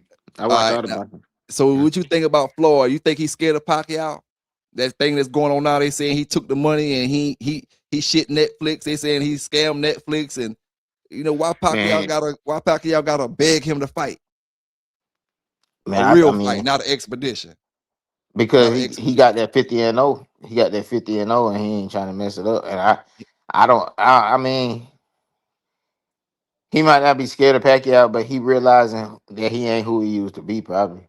Yeah, Like I got Pacquiao whooping his ass this time. Like, and it's not because Pacquiao is better. He's better right now at this age and shit like that. I feel like he's better right now, but it won't take nothing away from who Floyd was in the past. But I just yeah, feel like Pacquiao really been fighting niggas, like he been fighting niggas who fighting. You know what I'm saying? yeah, Like yeah, Floyd been doing little bullshit fights with like people who don't really even do this shit for real. You know what I'm saying? yeah, yeah, Pacquiao, he fought Mario Barrios and all shit like that. Like he fighting real fighters. I just yeah, feel like he more a well he a more well oiled machine at this point in life. You know what I'm saying? Like I think yeah, Floyd more focused on being a granddad and shit. And Pacquiao really still got that fire in him. and that ain't gonna go good for Mayweather because he don't have them reflexes that he would have had when he was a younger man. Yeah. And that's all. That's what he rely on and stuff. You know what I'm saying? So, Mm-hmm. cause that dude, that one streaming dude, gave him a black eye. Desi. Desi trash. Like, but he gave Floyd a black eye, so that mean he can get touched. Like he ain't got it like he used to. So Yeah. I wouldn't say he's scared of Pacquiao. I just feel like he realizing that he ain't who he used to be. Like he And he realizing like, and he trying to uh, guard that 50. He trying to guard that 50 and 0. yeah, exactly. Yeah. Yeah, but I think it's gonna end up happening anyway though, because if not, man, they gonna sue that man so bad, and his reputation gonna be destroyed. Like that, it'll be so messed up that it'll affect the fighters that fight up under him, like the ones that signed to him. That shit'll affect them. Yeah. Like he can't really get out of that shit. Yeah. I mean, in my opinion, I think he gonna have to go ahead and do it, and then it's gonna be fucked up because Pacquiao probably gonna fuck him up. Yeah. I think Pacquiao been training hard over the last couple of years. Like you said, Mayweather been sent back and being a granddad and spending money and getting caught up over there in Dubai, can't come home and all other kind of stuff. You know what I'm saying? Mhm. They making it a real big money issue when they talk about Floyd, like it's a money thing, like he being forced to come back out and fight and all that type of stuff or whatever. But you know, I ain't sure, dog. I don't Oh, know. Earl Spence and Tim Zoo. What you think about that? Who you got on that, Earl? Yeah, I think I got Earl. Um, I hope I got Earl. Like, cause if he can't beat Tim Zoo, then it's over, bro. I mean, but I feel like it was over already. But since he's saying he coming back, I wanna believe in him. You know what I'm saying? I wanna believe he can beat Tim Zoo. But I mean, if he don't, he need to go ahead and hang it up. Tim Zoo, he didn't have a layoff like that, did he?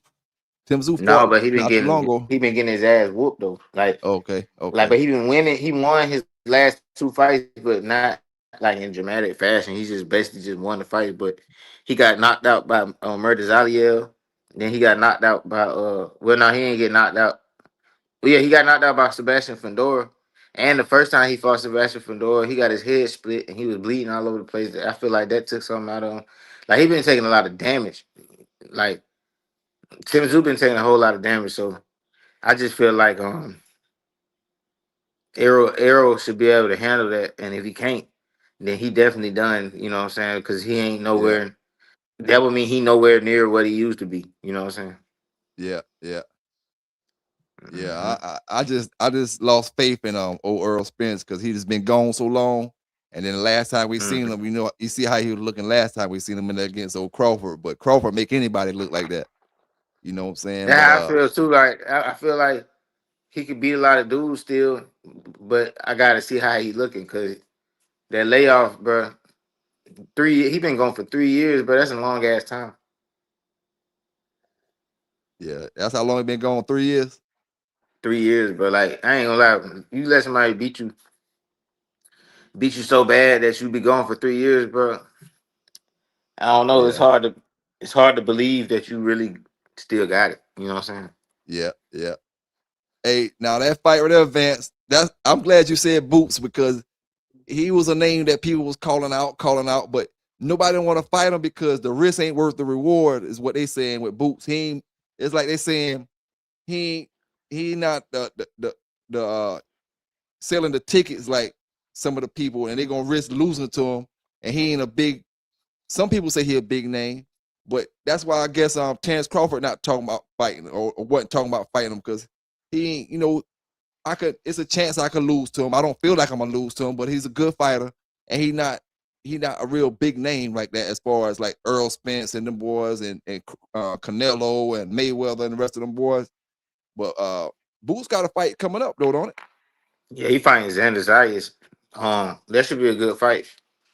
That should be a good fight. I think Boots gonna win though, but I feel like it should be a good fight. That'd be the best person he ever fought. What weight Boots fight in? 154 pounds. So he in that old boy. He in old boy range and big tall Dawson from Street Fighter. Hmm. And I'll Yeah, tell you, I that want to probably see him. happened. Yeah, I want to see him fight. Oh, Fondor. Yeah. That But boy, see, I ain't gonna lie. he fighting for 2 belts. Xander Zayas is a unified champion. So Mm, I mean, he ain't. I mean, but he kind of green. He 23 years old, but he got 2 belts though. And I mean, and he a big kid. Like he bigger than Boots. I ain't never seen Boots fight somebody bigger than him. But I just feel like he got Boot. From what I've seen, Boots got skills to be able to handle him. That's why, in my opinion. But if Boots was to lose, I wouldn't be surprised. But I think Boots gonna win. You know what I'm saying? yeah, yeah, But it's a good ass fight that he fighting.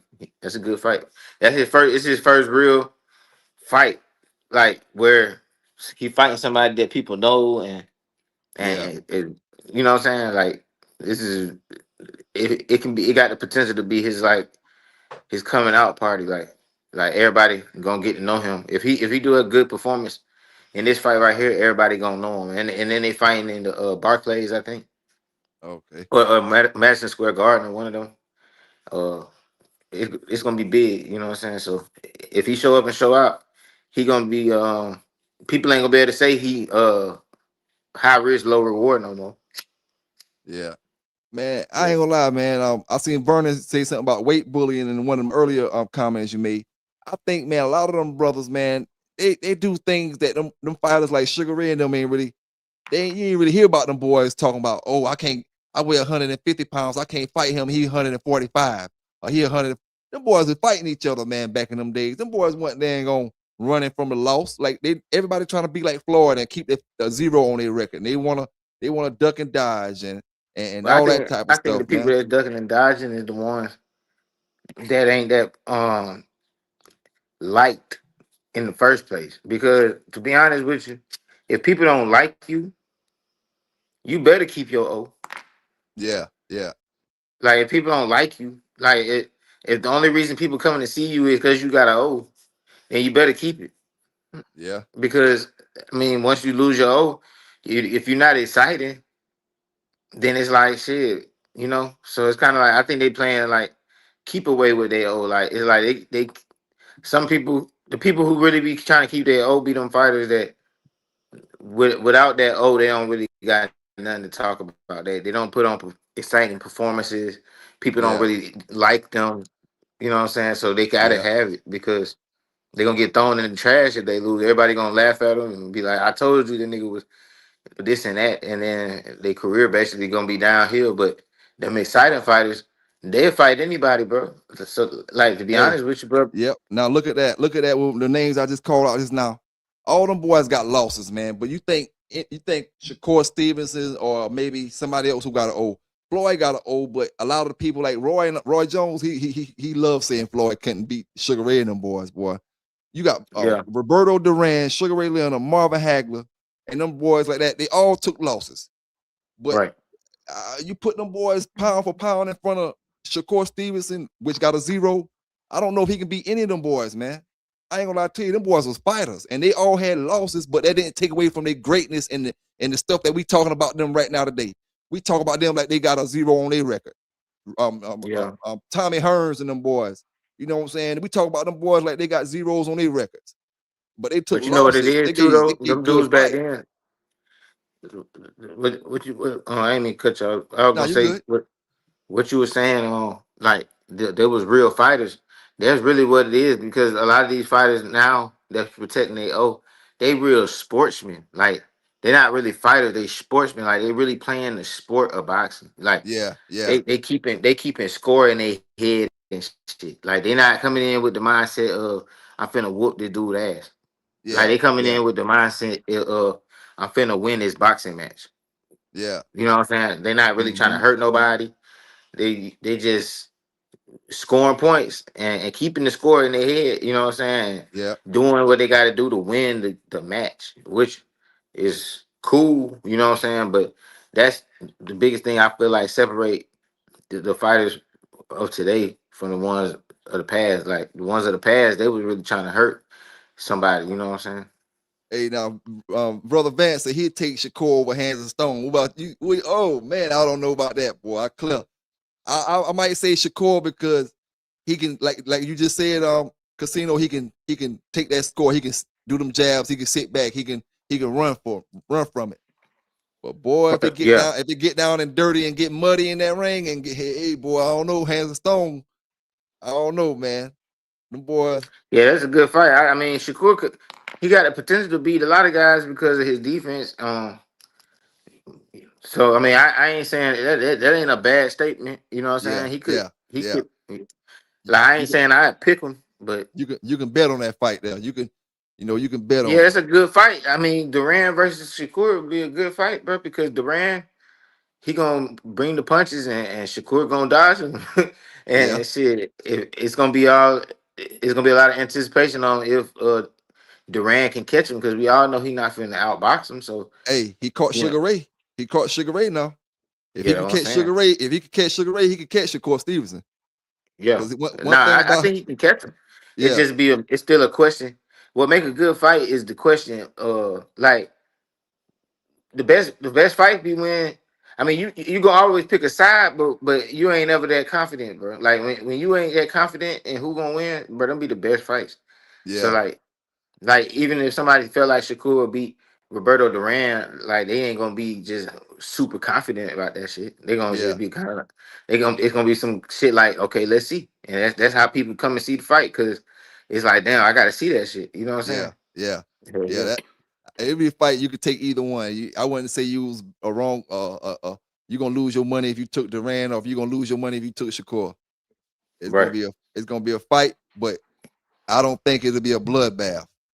It'll be a bloodbath on the hands of stone side, but you fighting Shakur. Shakur know how to stay away from the bloodbaths and still win the fight. He mastered that art. You know, Right. and that's one thing them boys doing nowadays.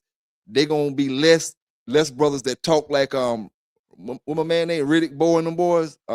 You is that Riddick Bowe that talk messed up? That's got his brain all messed up. He can't hardly talk. I think Riddick Bowe is Oh, you talking about? I mean, James Tony. I don't James know. Toney. He bad with it. He ain't gonna be able to talk in a few more years. You Yeah, can't even hardly understand. You can't even hardly understand him now. his voice kind of messed up from the boxing. Yeah, yeah. A lot of these boxers ain't gonna take that damage right there. Um, they careers don't even go in a way where they gonna take that much damage in the first place because them fighters back then they used to fight a lot more. You know what I'm saying? Yeah. Like they used to fight a whole lot more. So I don't think these fighters gonna take as much damage as those fighters. And more money on the line now. Them boys, they getting banks now compared to what them brothers was getting back then.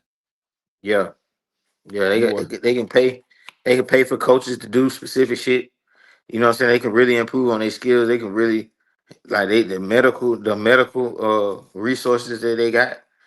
They got way better medical shit. You know what I'm yeah, saying? Like so, their recovery better. Like you know what I'm saying? They got nutritionists. The fighters back in the day probably ain't had no like person on their team just for nutrition. Like yeah. you know what I mean? Like personal chefs and shit. Like you know. So Now Vernon Starr made a key point right here because a lot of people get mad at Shakur because he don't take licks, because he do his jab and he stay away or whatever, and then we say he running, and a lot of people be mad at him about that. But you got to look at it like just like we speaking about the brother fighting in the sport. He gonna have a career and he gonna be able to enjoy his family when he done. He gonna be mhm. one to say, hey, I ain't took a lot of licks to the head, or I'm not stuttering when I'm talking, or I'm not slurring when I'm talking, and all that type of stuff. So we want him to get in there and slug it out. You know what I'm saying? We're gonna get that when we see AJ and Deontay Wilder hit that ring. It's gonna be. I don't think that's gonna go 5 rounds. You know what I'm saying? Yeah. I don't think that'll go 5. But yeah, Shakur, I I don't. I think he can fight with them boys. I just don't know if he nasty enough to fight with them boys. Because them boys, in my opinion, Sugar Ray Leonard is just as fast, if not faster than Floyd Mayweather. But his record wouldn't make you think that because he lost a few. But Mhm. I guess it's just like you said, you couldn't really be confident if you say Sugar Ray versus Floyd and you had a bet on one of them. A lot of people gonna go with Sugar Ray and a lot of people gonna go with Floyd because that 50-0 wasn't easy. And Floyd fought a lot of good people throughout his days. He did fight a lot of Yeah, good people. Floyd one of them ones. Floyd definitely one. It's just see that's that stuff. See that's the benefit of having your oath. Yeah. When you got your O, you can get compared to people from every generation just by default because nobody witnessed you lose. Yeah. Like, Yeah. so that's why they be protecting their O, because if nobody witnessed you lose, bro, who can you not be compared to? You can always, and then people gonna always have the argument, but he ain't really fight nobody compared to them dudes back then. But at the end of the day, all of it's just taught because we never witnessed them lose. Yeah. Yeah. So if you never witnessed somebody lose, you gonna always compare. Like if Floyd would have lost a fight, people probably would never compare him to Sugar Ray Leonard. Even though Sugar Ray Leonard lost a fight, people already understand what that generation was about. Like they was Yeah. really, they was fighting each other for real. So you gonna take a couple losses. So like if you Floyd Mayweather, but the only way you really can get compared to them dudes like that, because you notice if you notice don't nobody really talk about nobody being really that great now unless they got their O. Like they say Floyd was great, and then I'm talking about now. Like I ain't talking about the fights from the past, but like now, And like if Crawford. you And ain't got your Crawford. O, yeah, like if you ain't got your O, you damn near not even great. That's how it make it seem. You know what I'm saying? Yeah. It's hard to Yeah. even be great without your O. Yeah. But it's not hard to be great without your O. It's hard to be considered great without your O. You Yeah. know what I'm saying? Like people really take that shit from you. You know what I'm saying? Yeah. Yeah. Yeah. You're right about that now. Them boys, they didn't look at the losses like, oh, you not your boxing career over because you got a loss or something like that. One loss now, man, you might be at the bottom of the barrel. Two losses, you might be at the bottom of the barrel. Them boys had 4 or 5 losses. Them boys are still, Yeah, some of them boys are still considered the greatest fighters of all time. Some of the exactly. greatest fighters of all time. You know what I'm saying? And Yeah, me, my opinion, I think I'm gonna tell you the honest truth now. When I study all the boxing history, I think that the brother Sugar Ray Robinson was maybe one of the greatest fighters of all time, if not the greatest, because all the fights that he had, man. That brother yeah. had that brother had a lot of fights, and he was fighting Hmm. 2 or 3, 4 or 5 people a month, and sometimes in some situations. You know what I'm saying? Going all Yeah, across facts. going all across the world, man. I think he may be the best fighter of all time. Just that Floyd Mayweather got that sits him at the top of the barrel. You know what I'm Hmm. saying? We know with Rocky Marciano, he was what 49-0 or 50-0, Yeah, and Floyd yeah. just beat him by one He was fight. like 49. I think he was like 49. No. But what he was heavyweight though, wasn't he? Yeah, yeah, Now yeah. that's different. I That's think he was another heavyweight. thing. He heavyweight and he 49-0, and man, shoot. And then you got Ali. Ali lost about 4 or 5 fights, but he considered the greatest. Yeah, You know, yeah, and then yeah. another That's thing what I'm it come saying. down It's to, just dog. different. It come down to a lot of them brothers that we speaking about. They never back down from nobody. You know what I'm saying? If you want to fight, they gonna fight. And then was like just like we talk about the dogs in the Wild Wild West days and certain things. Them brothers back then was in the Wild Wild West days too. You know, same Yeah. way. Put on the gloves, meet in the middle, and let's get it on. You know what I'm saying? But And to be shoot, honest with you, they didn't have them. It was a time when the general public use their hands more. You know what I'm saying? Like we in a time now where bro niggas don't even fight for real. yeah, yeah, Bro, if a fight break out where I'm from, you might want to just leave because somebody finna get to shooting. Um, yep, yep, everybody just shooting, so it's hard to respect the fighter. You know what I'm saying? yep, Because yep. like they like, man, I don't give a fuck about none of them muscles. You know what I'm saying? That's how people think now. Like nobody Mm-hmm. give a damn about none of that shit. Like that's why young niggas ain't on that fitness shit. You know, like Oh yeah, you man, right, niggas dog. used to do niggas used to do push ups and all type of shit trying to get swole, get it, you know what I'm saying, get they swole on and shit because you want to have them hands. You feel me? Man, ain't Yep, nobody worry about who got hands. You know what I'm saying? yep, yep. Like ain't nobody worry about that shit, you know? Like nigga outfit be too much, cost too much to even be trying to fight. You know what I mean? Shoes too clean. I ain't, you know, Oh everybody yeah. told me. You know, like that, it's you in the South too, so you already know in the South, man, everybody got that fire on 'em. Like I mean, Mm-hmm. you stupid, you think you finna fight somebody. Yep, Especially if you don't know them. Like yeah, you know what I'm saying? yep, Come on. yeah. So I I think ain't. that got a lot to do with how Yep. boxing is viewed now. You know what I'm saying? Mm-hmm. And then you got memes and shit. So like Sugar Ray Leonard, would have never got put on a meme. Like, you know what I'm saying? Like, you know, that trolling, internet trolling shit. That shit really be affecting how people really view people. Yeah. It be having people having this shit fucked up. You know what I'm saying? Like, you see a boxer, like something happened to them in the ring and they turned into a meme and shit. It really had the public thinking that the boxer weak as hell, Wasn't no even though he internet not. back then. Yeah, wasn't no internet back then when Sugar Ray fell or when he got beat by certain people or didn't his eyes or something got messed up one time or You know what I'm something he had, saying? like you Yeah. said, they ain't had no means, no internet to crack on you, to pick at you and all kind of stuff like that to give the public another opinion about you instead of what they seeing on TV, and that's a wrap. They don't see you no more till you come back on TV. Yeah. You know what I'm saying? Exactly. But I ain't gonna lie, dog. I didn't see Sugar Ray Robinson in them fight. You know, 'cause we way too young for all that stuff. But when we look at them videos and Sugar Ray. just the Yeah. just the amount of time that he fought. You know, I seen Sugar Ray Leonard fights. I seen some of them. You know, I'm the age where I could have seen them when I was a little boy. But I seen like the Hagler. Like I like Hagler, even though they lost. I just feel like them group of guys. You don't got a group of guys right now that you can say a Sugar Ray and Marvin Hagler. That type of fighter. Who's the young group of guys right now that we can say is the comparison to Sugar Ray and Hagler or Sugar Ray and Hearns, or Sugar Ray and Hands of Stone? Man. Who is the group of guys that we can say is them type of guys that they're gonna get in that middle and they're gonna give you what you paid your money for? You Shit, can't say it's a Haney, couple of them though. Haney Um, and Shakur. Is they gonna give us that kind of fight, or they gonna nah, give us a that's 12 the rounds? but they on the way out though, bro. It's a group coming behind them that's lit though. Like that group with Keyshawn Davis and Dula Mason and Okay, now all I heard. all of Let me them. cut y'all. Let me cut y'all real quick. I Hmm. heard Tim Bradley talking shit, and I understand what he was saying. Why is Keyshawn Davis fighting that fight that he about to fight coming up when he should be going up?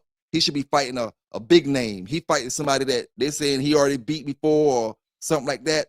Oh yeah, And he, it turned the fight down. I mean, he tried to fight on them, but them dudes was turning the fights down.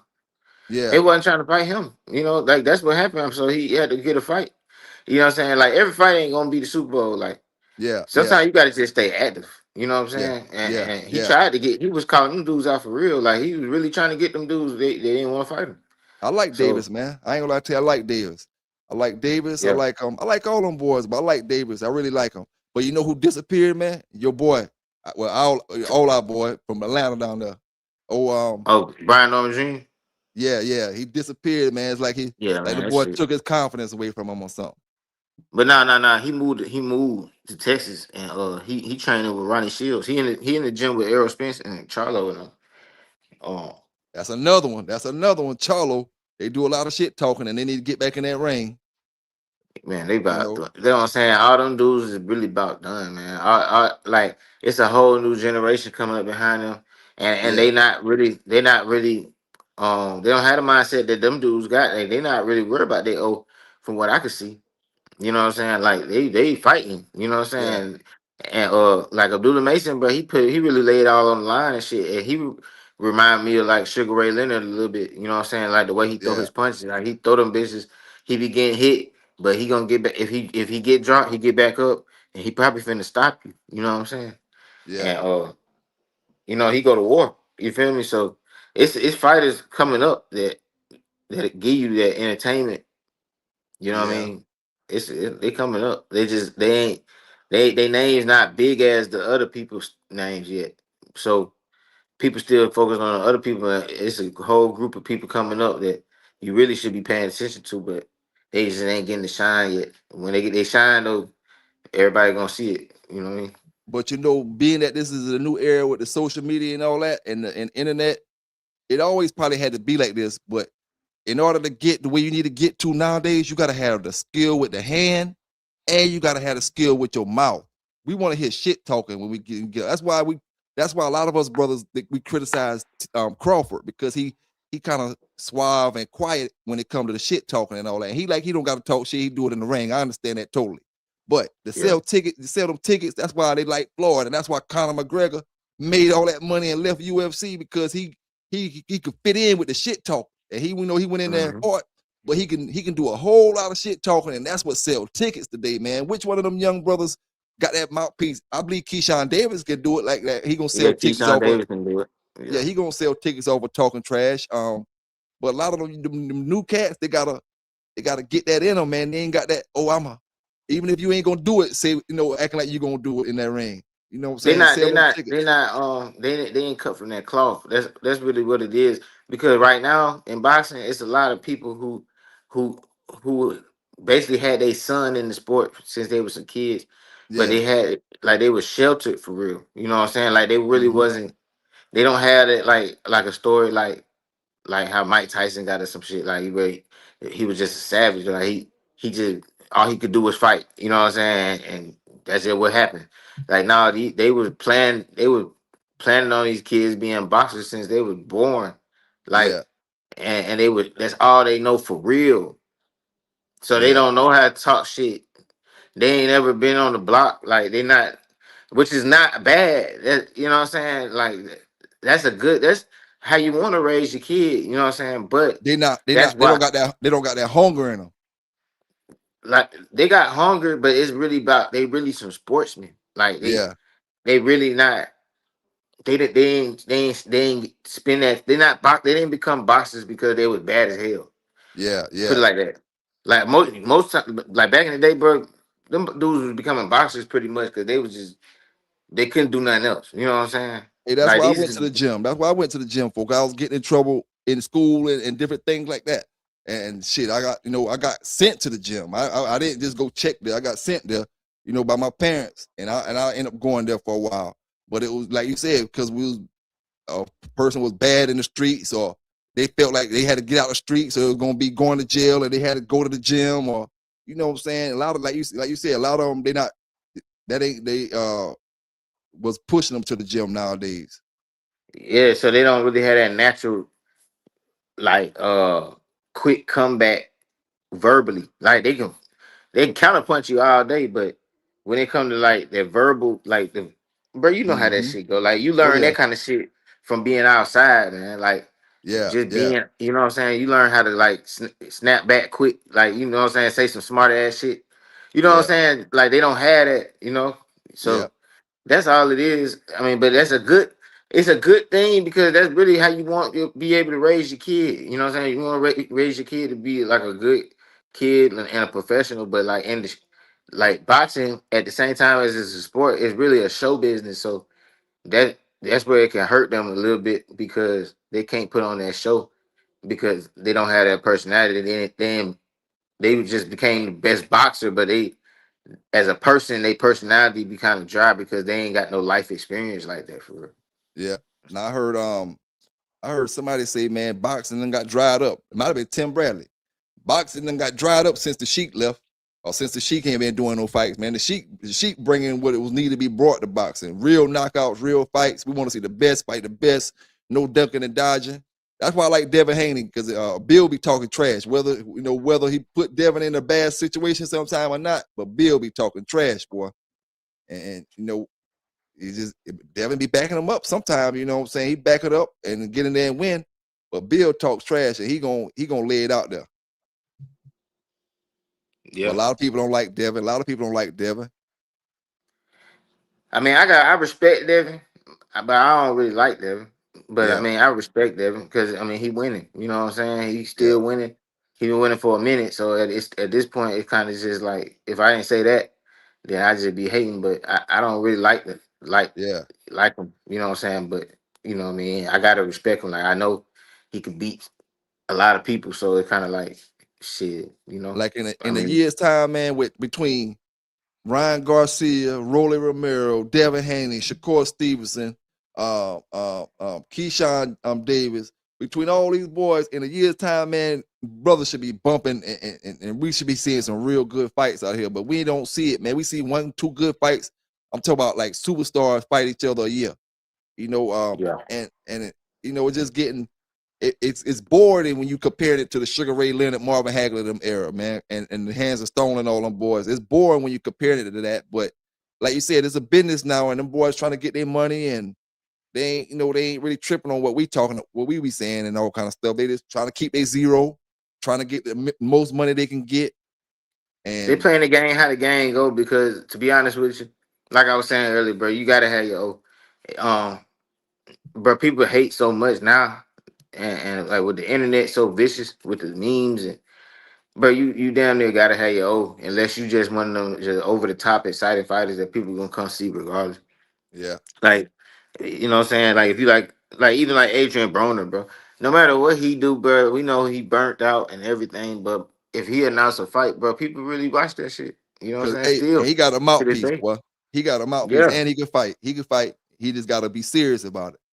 yeah. But that's what I'm saying. Like, it don't matter if you lose when you a person like that. You know what I'm Nope, saying? nope. Or if AJ, you just always make the fans happy. So like put it like this, Tank is like he like a people's champ, right? yeah, But he didn't put himself in a position where he really can't lose for real, because he bullshitted with the taking the fights that people felt like he supposed to take. So yeah, when people feel like you running from smoke, that's another way that you can't lose. Like if you running from if you known for running from smoke, you can't lose. Even if you is exciting, yeah, yeah, like you just can't lose. You got to keep your like you done made that. It's a business decision. It's like red pill, blue pill, or some shit. Like you got a fork in the road, and you got to pick which way you gonna go. Like you can yeah, go the way where you just like a real fighter, you a man's man. Like you ain't turning nothing down. You gonna take some losses, and you might get clowned a little sometime, but people gonna keep coming to see you. Or you can take that route where you protect your O and you be flashy and you got, you know what I'm saying, you missed the perfect, you know what I'm yeah, saying, you ride big cars and all that, but you really ain't really fulfilled your fighter spirit. Like you really, you know what I'm saying, you ain't challenged yourself, but yeah, you got all the money and everything and like all that shit like that, but you yeah, ain't challenged yourself. Because a yeah, lot of the people who challenge themselves get overshined. Like I got more respect for like a fighter like Lomachenko than a lot of fighters, because Lomachenko did not have to lose his O. He yeah, could have took the other route, but he went and moved up, fought all these big dudes, and he took a couple L's. You know what I'm saying? yeah. But people don't give respect to the little man fighting the big man no more. You know what I'm saying? Mm-hmm. They And don't they like, don't look at it like that. They just look yep, at it like you lost. You got your ass whooped, you know. yep. And like Van say, back in the days, we didn't see all the stuff on social media about, like you say, the fighters and how what kind of cars and what kind of houses and this and that, and they all on social media. That's one thing I can't stand, or at least Shakur Stevenson was making me mad about him over the past year or so. Man, every podcast I turn on, Shakur was on that podcast. Man, you get in the ring, forget them podcasts, get in the ring and fight.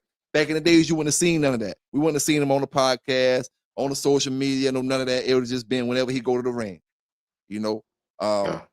and maybe that at the same time, maybe that's why brothers did fight a lot more back then, you know, because it wasn't no social media, no none of that type of stuff. Even for them to do, only thing they knew about the other fighter was getting his fight tapes and see what kind of fights he did or whatever. Other than that, you didn't see what kind of training he did, what kind of like the 24/7 stuff like that, seeing what he eating on and all that type of stuff, man. You know, so it's different now with the social media era, man. And money came into play. Money and them boys a whole lot smarter as far as getting injured and stuff like that. Trying It's to a word save their called body. mystique. The Go ahead. word is mystique. Is mystique. Yeah, Like social media make these folks lose their mystique. They're doing the same thing to rappers. Like people don't take rappers as serious no more because you see them on the stream and all that. And be like, oh, this nigga ain't. You know what I'm saying? Like it's yeah, yeah, you get to make you get the feeling like you know a nigga, even though you yeah. don't know a nigga. You know what I'm saying? So Mm-hmm. people don't. That what it is, bro. It's that you lose your mystique off that Yeah, social media shit because yeah, people feel like they know you and shit. And once people get the feeling like they know you, then they gonna feel like they can disrespect you. You know what I'm saying? yeah, yeah. That's what I learned about that social media shit. People really feel like they know you, then they feel like next thing you know, now they disrespect you. It's like y'all nigga don't even know me, but you can't tell them that they see you every day. They Mm-hmm. see you every day. You know what I'm saying? Yeah, yeah. Just like that with a dog game. You know, Yeah. back in them days, way back then, you ain't had no social media, and you either knew the dog man or you didn't know him. You know, but now I can be up here every day talking and talking. Like you said, people will get the acting like, oh, they know you, and they're willing to say anything to you. And, oh, he ain't shit or whatever, whatever.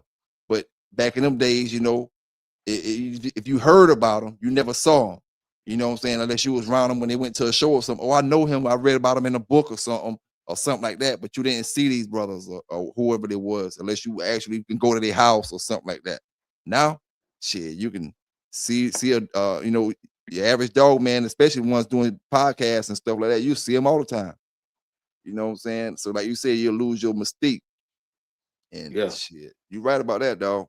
That what it is. Like the most popular boxers always be still having a mystique for real. Like Tank Davis, for example, he not one of the ones that you see all the time. And Yeah, every time he pop out, he sell it out. You know what I'm saying? Because I mean, he might have gotten some trouble and shit while he was gone or something. You know what I'm saying? But that all that kind of shit really just add to your mystique because it's like he never come out and make a statement about none of that shit. He just come back and announce a fight like ain't nothing just happened. yeah, You yeah. know what I'm saying? And So you or think like you Errol think Spence. you think he's Hmm? still in the top conversation as far as the top dogs? I mean, he got to be in the conversation, but I mean, I'm not. I don't feel comfortable saying somebody is the top dog when they've been going that long. Just kind of the same thing with Jamel Charlo. Like he was the king at 154, but I don't look at him like that no more. Even though nobody beat him at 154, you've been going so long, bro. You kind of just lose your spot. Like, of course, if you come back seriously, then you get right back up in the conversation. But Yeah, he yeah. can't. He can't. He can't be no top dog because he ain't doing nothing. You know what I'm saying? Hmm. Like what I and then the last performance he had was a draw. You know what I'm saying? Where you know what I'm saying? It was a bad performance. He had a bad performance Yep. his last time. So it kind of like you know what I'm saying? That's what you left niggas with. You know, and nah, he can't be considered one of you know Hey, he can't be. that's one of my favorite fighters too. I'm glad you said that. That's one of my favorite fighters too. Even though he had to draw with Tank and he got to draw at Pitbull too, didn't he? Nah, he beat Pitbull. They gave him the win on Pitbull. Yeah, he I'm beat talking about I'm Pitbull. talking Yeah. about Roach. Oh, you talking about Rose? Yeah. Nah, he had a draw. Yeah, he had two So draws he back to had back. two, Yeah, two draws back to back. I yeah, felt, I like his style, you know what I'm saying? I feel like he a cool dude. I like Roach, man. And but he got that draw with Tank. He should have had a win right there. That was supposed to be a win. yeah. It felt The like it. pit Yeah, the pit bull fight maybe could have been a draw, but that Tank fight should have been a win. And that yeah. kind of That's what that he kind been of knocked riding him off for. down. Yeah, that kind of knocked him down when you don't hear people talk about him like that now. Well, people don't. You don't hear people talking about Lamont Rose no more because he got another draw. It's like, bro, you got another draw. Yeah, So he got to get a win. You know what I'm saying? yeah, Like yeah, he need a win bad because them draws ain't gonna cut it. Then there was Pitbull Cruz. Not people really respect Pitbull, but you just got a draw already. yeah, So you can't get another draw, bro. Like you get now it's a joke. You know what I'm saying? Like you feel me? Now people joking about that shit. Like nigga, you don't get nothing but draws. Like you can't win or lose. Like you just yeah, you middleman. You in the middle. Like yeah, yeah, I don't know. He got to get a win, and he need a big win too. Like not just beating somebody. He got to beat one of these guys that people consider good. You know what I'm saying? yeah, yeah, And if he do that, then he be straight. You know what I'm saying? yeah, yeah, Yeah, yeah, yeah. man.